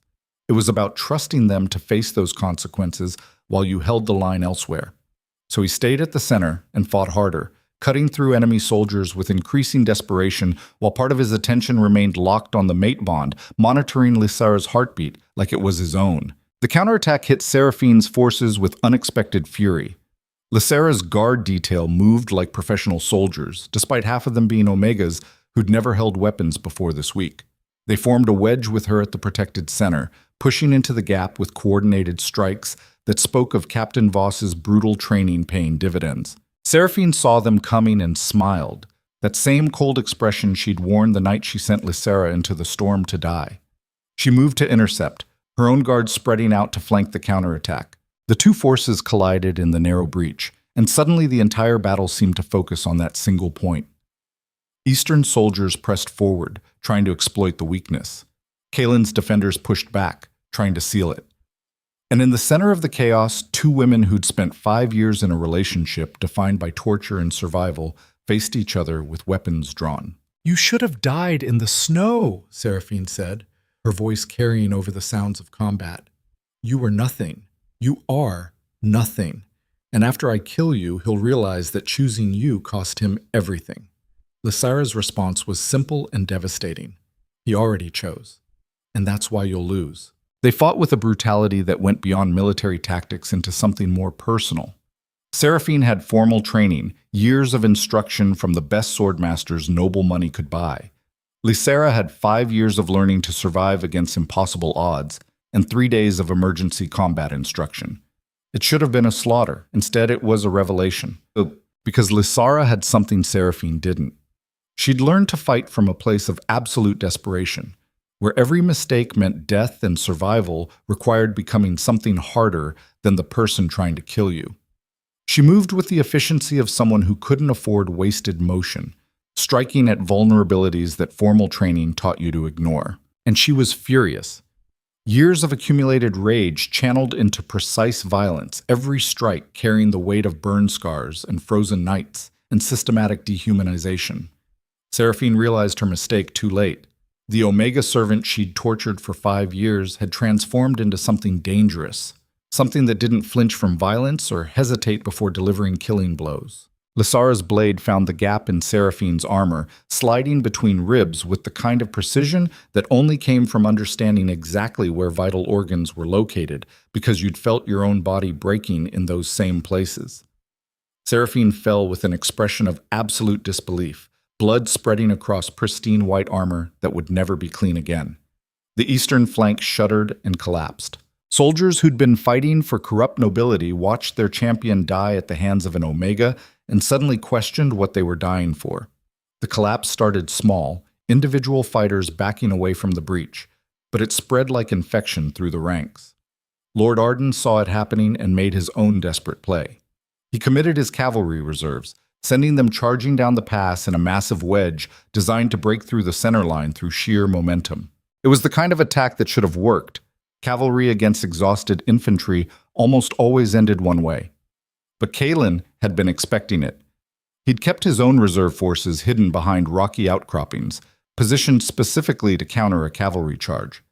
Captain Voss led them out at exactly the right moment, hitting the cavalry from the side and turning an unstoppable charge into chaos. Horses screamed and fell. Riders were thrown into rocks or trampled by their own mounts. The Eastern cavalry broke apart like waves hitting stone, and suddenly the entire Eastern army was in retreat. Lord Arden tried to rally them, but momentum had shifted. His soldiers had watched their champion fall, had seen Omega fighters hold the line against superior numbers, had realized that maybe the old hierarchies weren't as absolute as they'd been taught. The retreat became a rout. Eastern soldiers abandoned their positions and ran, streaming back through the pass while Kalen's forces pursued them just far enough to make sure they kept running. By the time the sun began its descent toward evening, Black Hollow Pass belonged to Kalen's army. The Eastern Rebellion was broken, and 42,000 soldiers were fleeing back toward territories that would never look at them the same way again. The cost was written in bodies piled so high they would take weeks to clear, in blood that stained the rocky ground so thoroughly it would probably never wash away, in the screams of wounded soldiers waiting for medical attention that wouldn't come fast enough. Kalen stood in the center of the carnage and felt the weight of every death pressing against his chest. These people had died because he chose his mate over political stability, because he'd decided burning down a corrupt system was worth more than maintaining order, because he'd trusted that building something better from the ashes justified the fire required to create those ashes. The mate bond pulled his attention toward Lysara, who was kneeling beside a wounded Omega fighter and helping apply bandages with hands that were covered in Seraphine's blood. She looked up and met his eyes across the battlefield, and something passed between them that went beyond words. They'd won. But winning felt like dying slowly while everyone watched. The army returned to the palace 3 days later, moving at the pace of wounded soldiers who could barely walk. They'd left 35,000 fighters at the start. They brought back 22,000 survivors, and most of those were injured badly enough that they'd never fight again. The palace gates stood open in greeting, but the building itself felt like a tomb. Too many empty rooms where soldiers had once slept. Too many servants who'd joined the fighting and never returned. Too much silence where there should have been celebration. Kalen spent the first week overseeing burials and writing letters to families who'd lost people. Each letter felt like cutting off another piece of himself, explaining why their loved one died for a war that started because a king chose his mate over tradition. Some families responded with gratitude, saying their loss was worth destroying the system that had brutalized them. Others sent back letters full of rage and grief, blaming Kalen for destroying the empire over personal desire. Both responses felt equally valid. Lysara threw herself into rebuilding with the same intensity she'd brought to fighting. She worked alongside her mother to restructure imperial law, eliminating the noble house voting system and implementing new protections for Omegas. It was brutal work, opposed at every turn by houses that had supported the rebellion and lost. But she had the moral authority of someone who'd fought on the front lines, and that carried weight that political maneuvering couldn't counter. When minor nobles objected to Omega protection laws, she would lift her sleeves and show the burn scars, and suddenly objections died in their throats. 6 weeks after the battle, Lord Arden surrendered unconditionally. His eastern territories were in chaos, fractured by internal rebellions, as Omegas who'd watched the battle from a distance realized they could fight back against local oppression. He came to the palace gates alone, stripped of his armor and titles, requesting an audience with the king. Kalen received him in the throne room with Lysara seated beside him in the queen's chair that had been empty for 5 years. The symbolism was deliberate and brutal. The Omega servant who'd nearly died was now judging the man who'd tried to destroy her. Lord Arden knelt, his face carved with exhaustion and defeat. I surrender my territories and my life to your judgment, your majesty. Do with me what you will. Kaelin looked at the man who'd started a civil war to protect corruption, who'd held Lysara's mother hostage, who'd led 42,000 soldiers to their deaths, defending an unjust system. Every instinct demanded punishment, execution, making an example that would prevent future rebellions. But Lysara spoke before he could. Your life isn't worth taking. The system you fought for is already dead. Go home to your territories and watch them build something better without you. It was mercy that felt crueler than execution. Lord Arden would live to see everything he'd fought for crumble, would watch Omega's rise to positions of power in lands his family had controlled for generations, would die knowing he'd been on the wrong side of history. He left the throne room a broken man, and Kaelin turned to Lysara with an expression that carried questions he wasn't sure how to ask. Why let him live? Because killing him doesn't change anything. Lysara's voice was quiet, but certain. We already won. The Empire is different now. Making him watch that transformation is more effective than making him a martyr. She was right.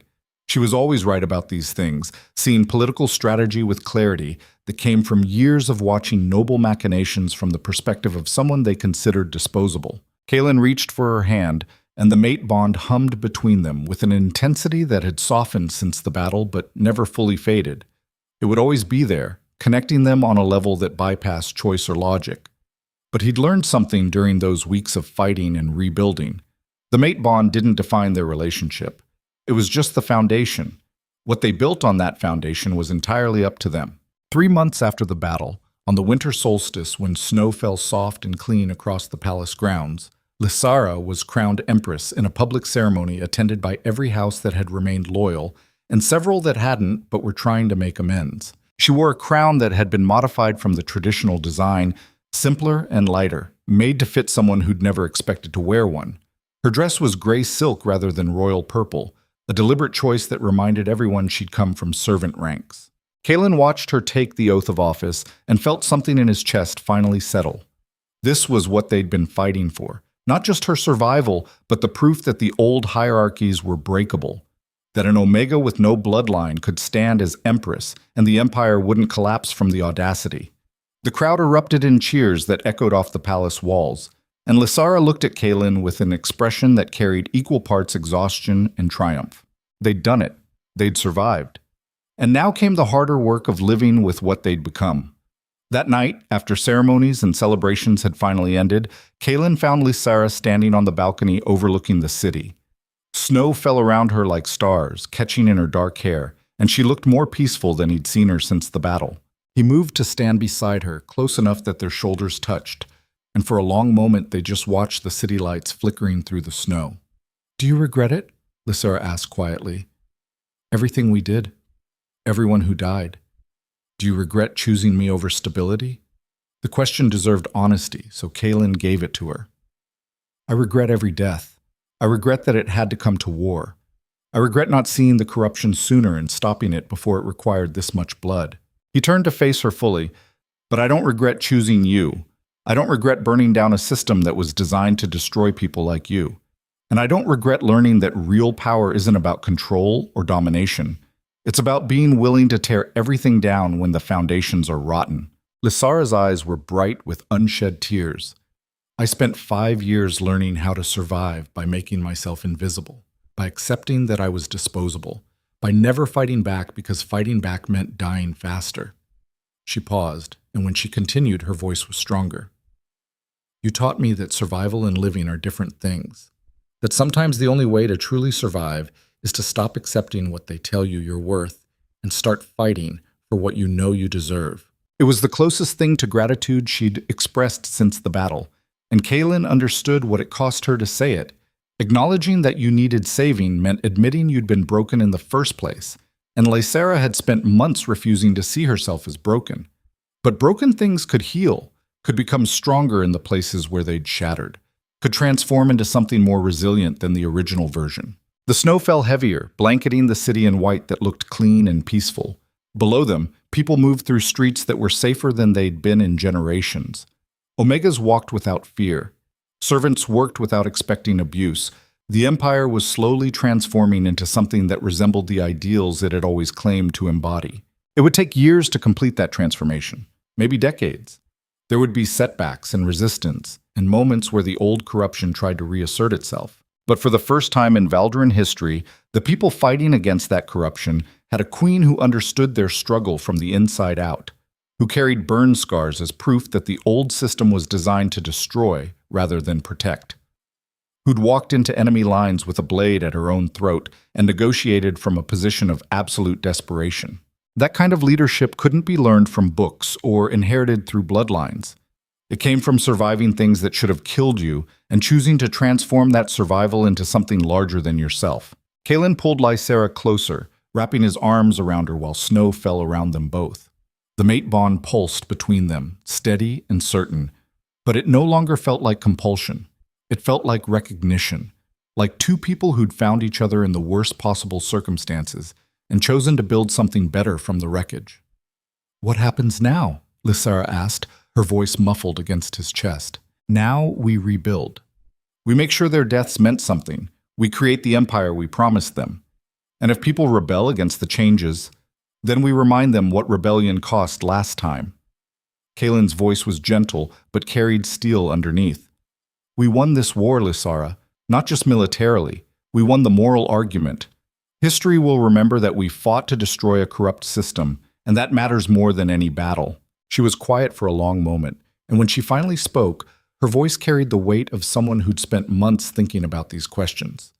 "I used to think power was about making sure nobody could hurt you again, about being strong enough that you never had to be afraid." She pulled back enough to meet his eyes. "But that's not power. That's just armor. Real power is being vulnerable enough to admit you were broken, strong enough to heal, and brave enough to make sure nobody else has to break the same way." Kalen felt something in his chest crack open at those words. Because she was right. He'd spent 10 years as king trying to maintain control, trying to project strength, trying to make sure nobody saw the doubts and fears underneath the crown. It had made him a decent king, but not a good one, because good leaders didn't hide their humanity. They showed it, scars and doubts and all, and trusted that people would follow them anyway. "You're going to be a better ruler than I ever was," he said quietly.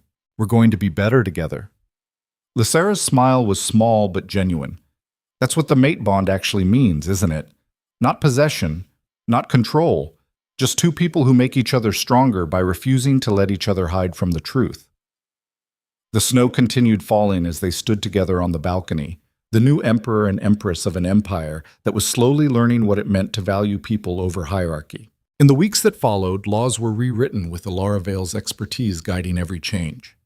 Noble houses that had participated in systematic abuse were stripped of automatic authority and required to earn their positions through demonstrated competence rather than inherited privilege. Omega protection laws were codified so thoroughly that future generations would struggle to imagine a time when such protections weren't considered basic rights. It wasn't perfect. Nothing built from the ashes of civil war could be perfect. There were noble houses that resisted every change, regions where old prejudices died slowly, moments where the new system revealed flaws that required more adjustment. But it was better. Measurably, undeniably better than what had existed before. And standing at the center of that transformation was a woman who'd once been left to die in the snow, who'd been beaten and burned and told she was worthless, who'd survived through sheer stubborn refusal to accept what they told her she deserved. She walked through palace corridors now, with her head high, wearing authority like she'd been born to it rather than having it thrust upon her by circumstance and necessity. Servants no longer flinched when she passed. Nobles who'd once ignored her now sought her counsel. And children in the city started being named Lysara, their parents hoping to give them the strength their empress had shown. Kalen watched her transform from survivor to leader and felt something shift in his understanding of what it meant to be a mate. The bond had brought them together, but what they built from that connection was entirely their own creation. Not dictated by biology or instinct or tradition, but chosen daily through actions and decisions, and the willingness to keep choosing each other even when easier paths presented themselves. On the anniversary of the battle at Black Hollow Pass, they held a memorial for everyone who'd died. 35,000 names carved into stone walls that would stand for generations. It took hours to read every name aloud, and by the end, both Kaelin and Lysara had tears streaming down their faces. These people died for us, Lysara said to the assembled crowd, her voice rough with emotion. They died believing we could build something better. The only way to honor that sacrifice is to make sure we actually do it, to make sure their children and grandchildren live in an empire that values them rather than exploiting them. She paused, and when she continued, her voice was stronger. I was nobody, a servant with no bloodline and no future. They tried to kill me, and your king refused to let that stand. He chose to burn down corruption rather than accept my death as politically convenient. That choice cost 35,000 lives. Another pause, longer this time. So I'm asking you to make that cost worth it. Build businesses that treat workers fairly. Raise children who see people rather than hierarchies. Vote for leaders who've proven they care about more than power. Make this empire into something worth the blood that bought its transformation. It was the kind of speech that changed nations, not through soaring rhetoric or empty promises, but through raw honesty delivered by someone who'd lived through the worst the old system could inflict and refused to let it define her. The crowd erupted in applause that echoed off the memorial walls, and Kaelin stood beside his empress, feeling something that had been absent since the battle finally returned. Hope.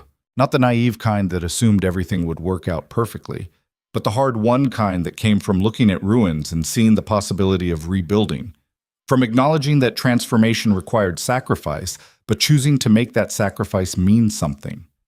That night, lying beside Lysara in chambers that had once felt too large and empty, but now felt exactly right, Kaelin finally articulated something he'd been thinking about for months. I was wrong about power, about what it meant to be king.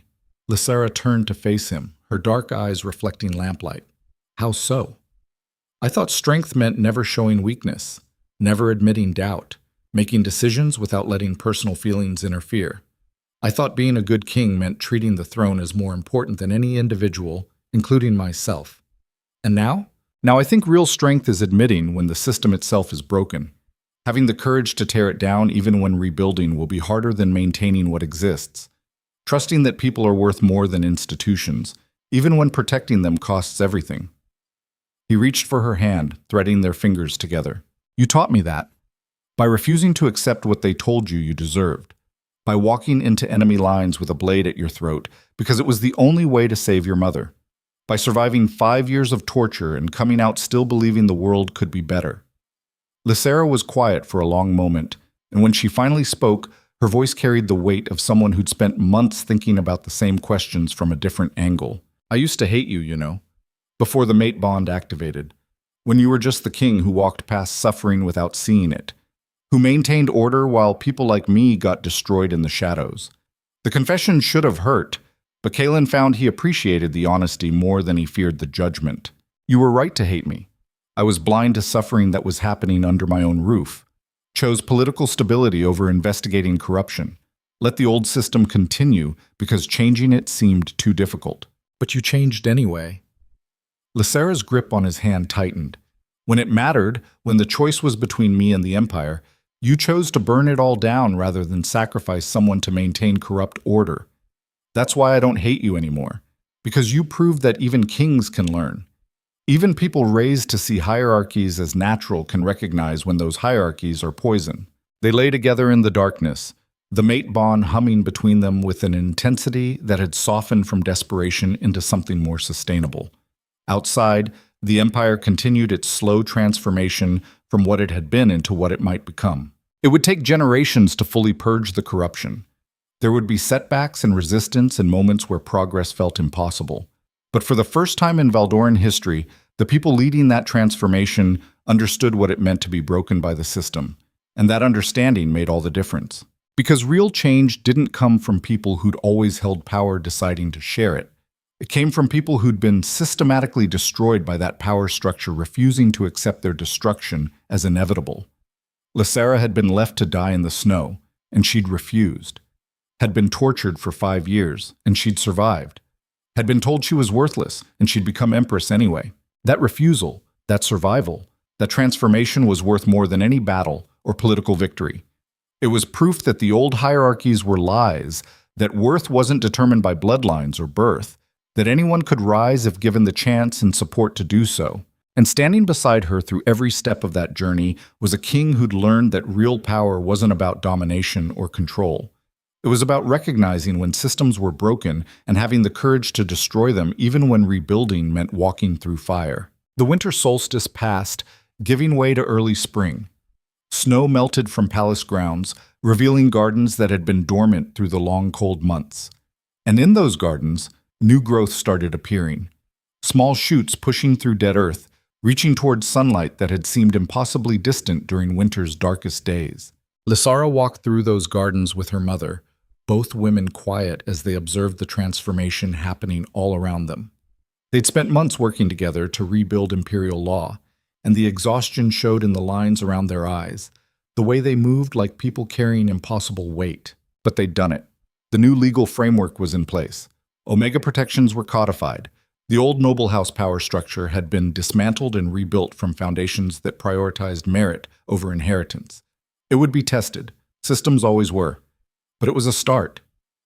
"Thank you," Ilara said quietly, breaking the comfortable silence. "For not giving up. For fighting even when fighting seemed impossible." Lysara looked at her mother, seeing her own features reflected back with 15 years of additional hardship carved into familiar lines. "You taught me how.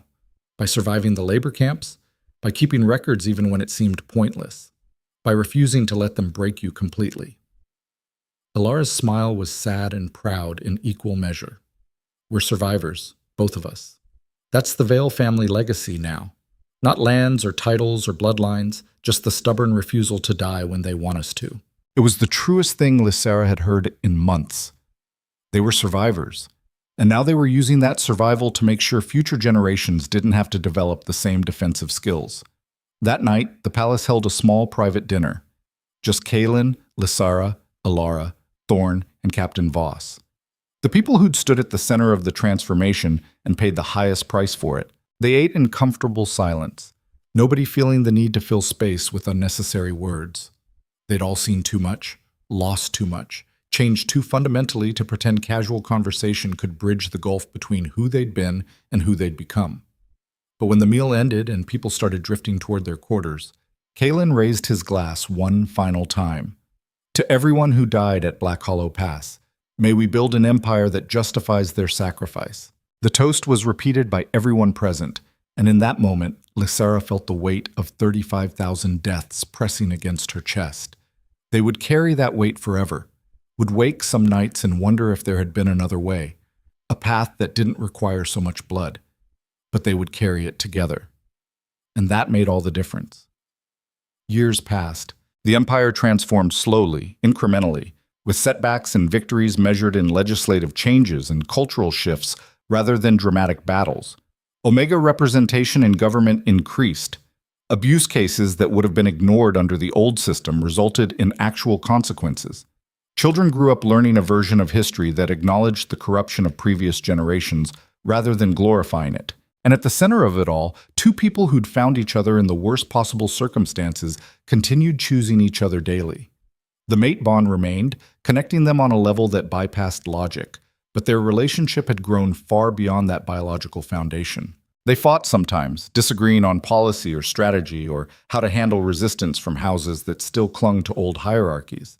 But they fought as equals, neither one expecting the other to simply submit to alpha authority or mate bond compulsion.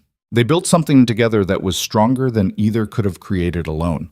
An empire that wasn't perfect, but was genuinely trying to value people over power. A system that acknowledged its own flaws and worked to correct them rather than pretending corruption was tradition. And standing as proof that such transformation was possible was an empress who'd once been a servant left to die in the snow, who'd survived through sheer stubborn refusal to accept what they told her she deserved. Lysara Vale had become the woman the empire needed, not through bloodlines or destiny, but through the simple act of refusing to die when they wanted her to, of choosing to fight rather than accept her own disposability, of transforming survival into something larger than herself. And beside her stood a king who'd learned that real strength wasn't about maintaining control. It was about having the courage to admit when systems were broken and the determination to rebuild them into something better, even when rebuilding required walking through fire. Together, they proved that love wasn't about possession or control. It was about two people making each other stronger by refusing to let each other hide from hard truths, about choosing each other daily, even when easier paths presented themselves, about building something from the ashes of corruption that was worth the blood it cost to create. The empire they built wasn't perfect, but it was better. And better was enough, because in the end, that's what transformation always looked like. Not dramatic overnight change, but the slow accumulation of better choices made by people who'd survived the worst the old system could inflict and refused to let it continue unchallenged. The servant girl who'd nearly frozen to death in the snow had become the empress who changed an empire. And the king who pulled her from that snow had learned that saving one person could mean saving everyone, if you were willing to let that one person teach you how broken your world actually was. They stood together on the palace balcony one final time as snow began to fall, marking another winter solstice. Below them, the city lights flickered like stars, and somewhere in those streets, children played who would grow up never knowing the terror that had once been commonplace for Omegas. That was the victory, not the battle, not the dramatic confrontation, but the quiet transformation of a world where children could grow up safe, where people were valued for who they were rather than what bloodline they carried, where survival didn't require becoming invisible. Lysara leaned against Kaelin, and the mate bond hummed between them with the comfortable certainty of something that had been tested and proven stronger than anything trying to break it. "We did it," she said quietly. "We survived," Kaelin corrected gently, "and we're still surviving. That's all we can ever do." "No." Lysara's voice was firm. "We're not just surviving anymore. We're living. There's a difference. And in that difference lay everything that mattered." The snow fell heavier, blanketing the empire in white that looked clean and peaceful, and two people who'd found each other in darkness stood together in the light they'd built from ash and blood and stubborn refusal to accept the world as it was. The empire would continue changing, would face new challenges, would require constant vigilance to prevent corruption from returning in different forms. But it would do so with leaders who understood what it meant to be broken by systems designed to destroy you, and that understanding made all the difference.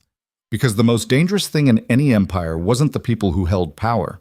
It was the people who'd survived powerlessness and decided to make sure nobody else had to survive the same way. P.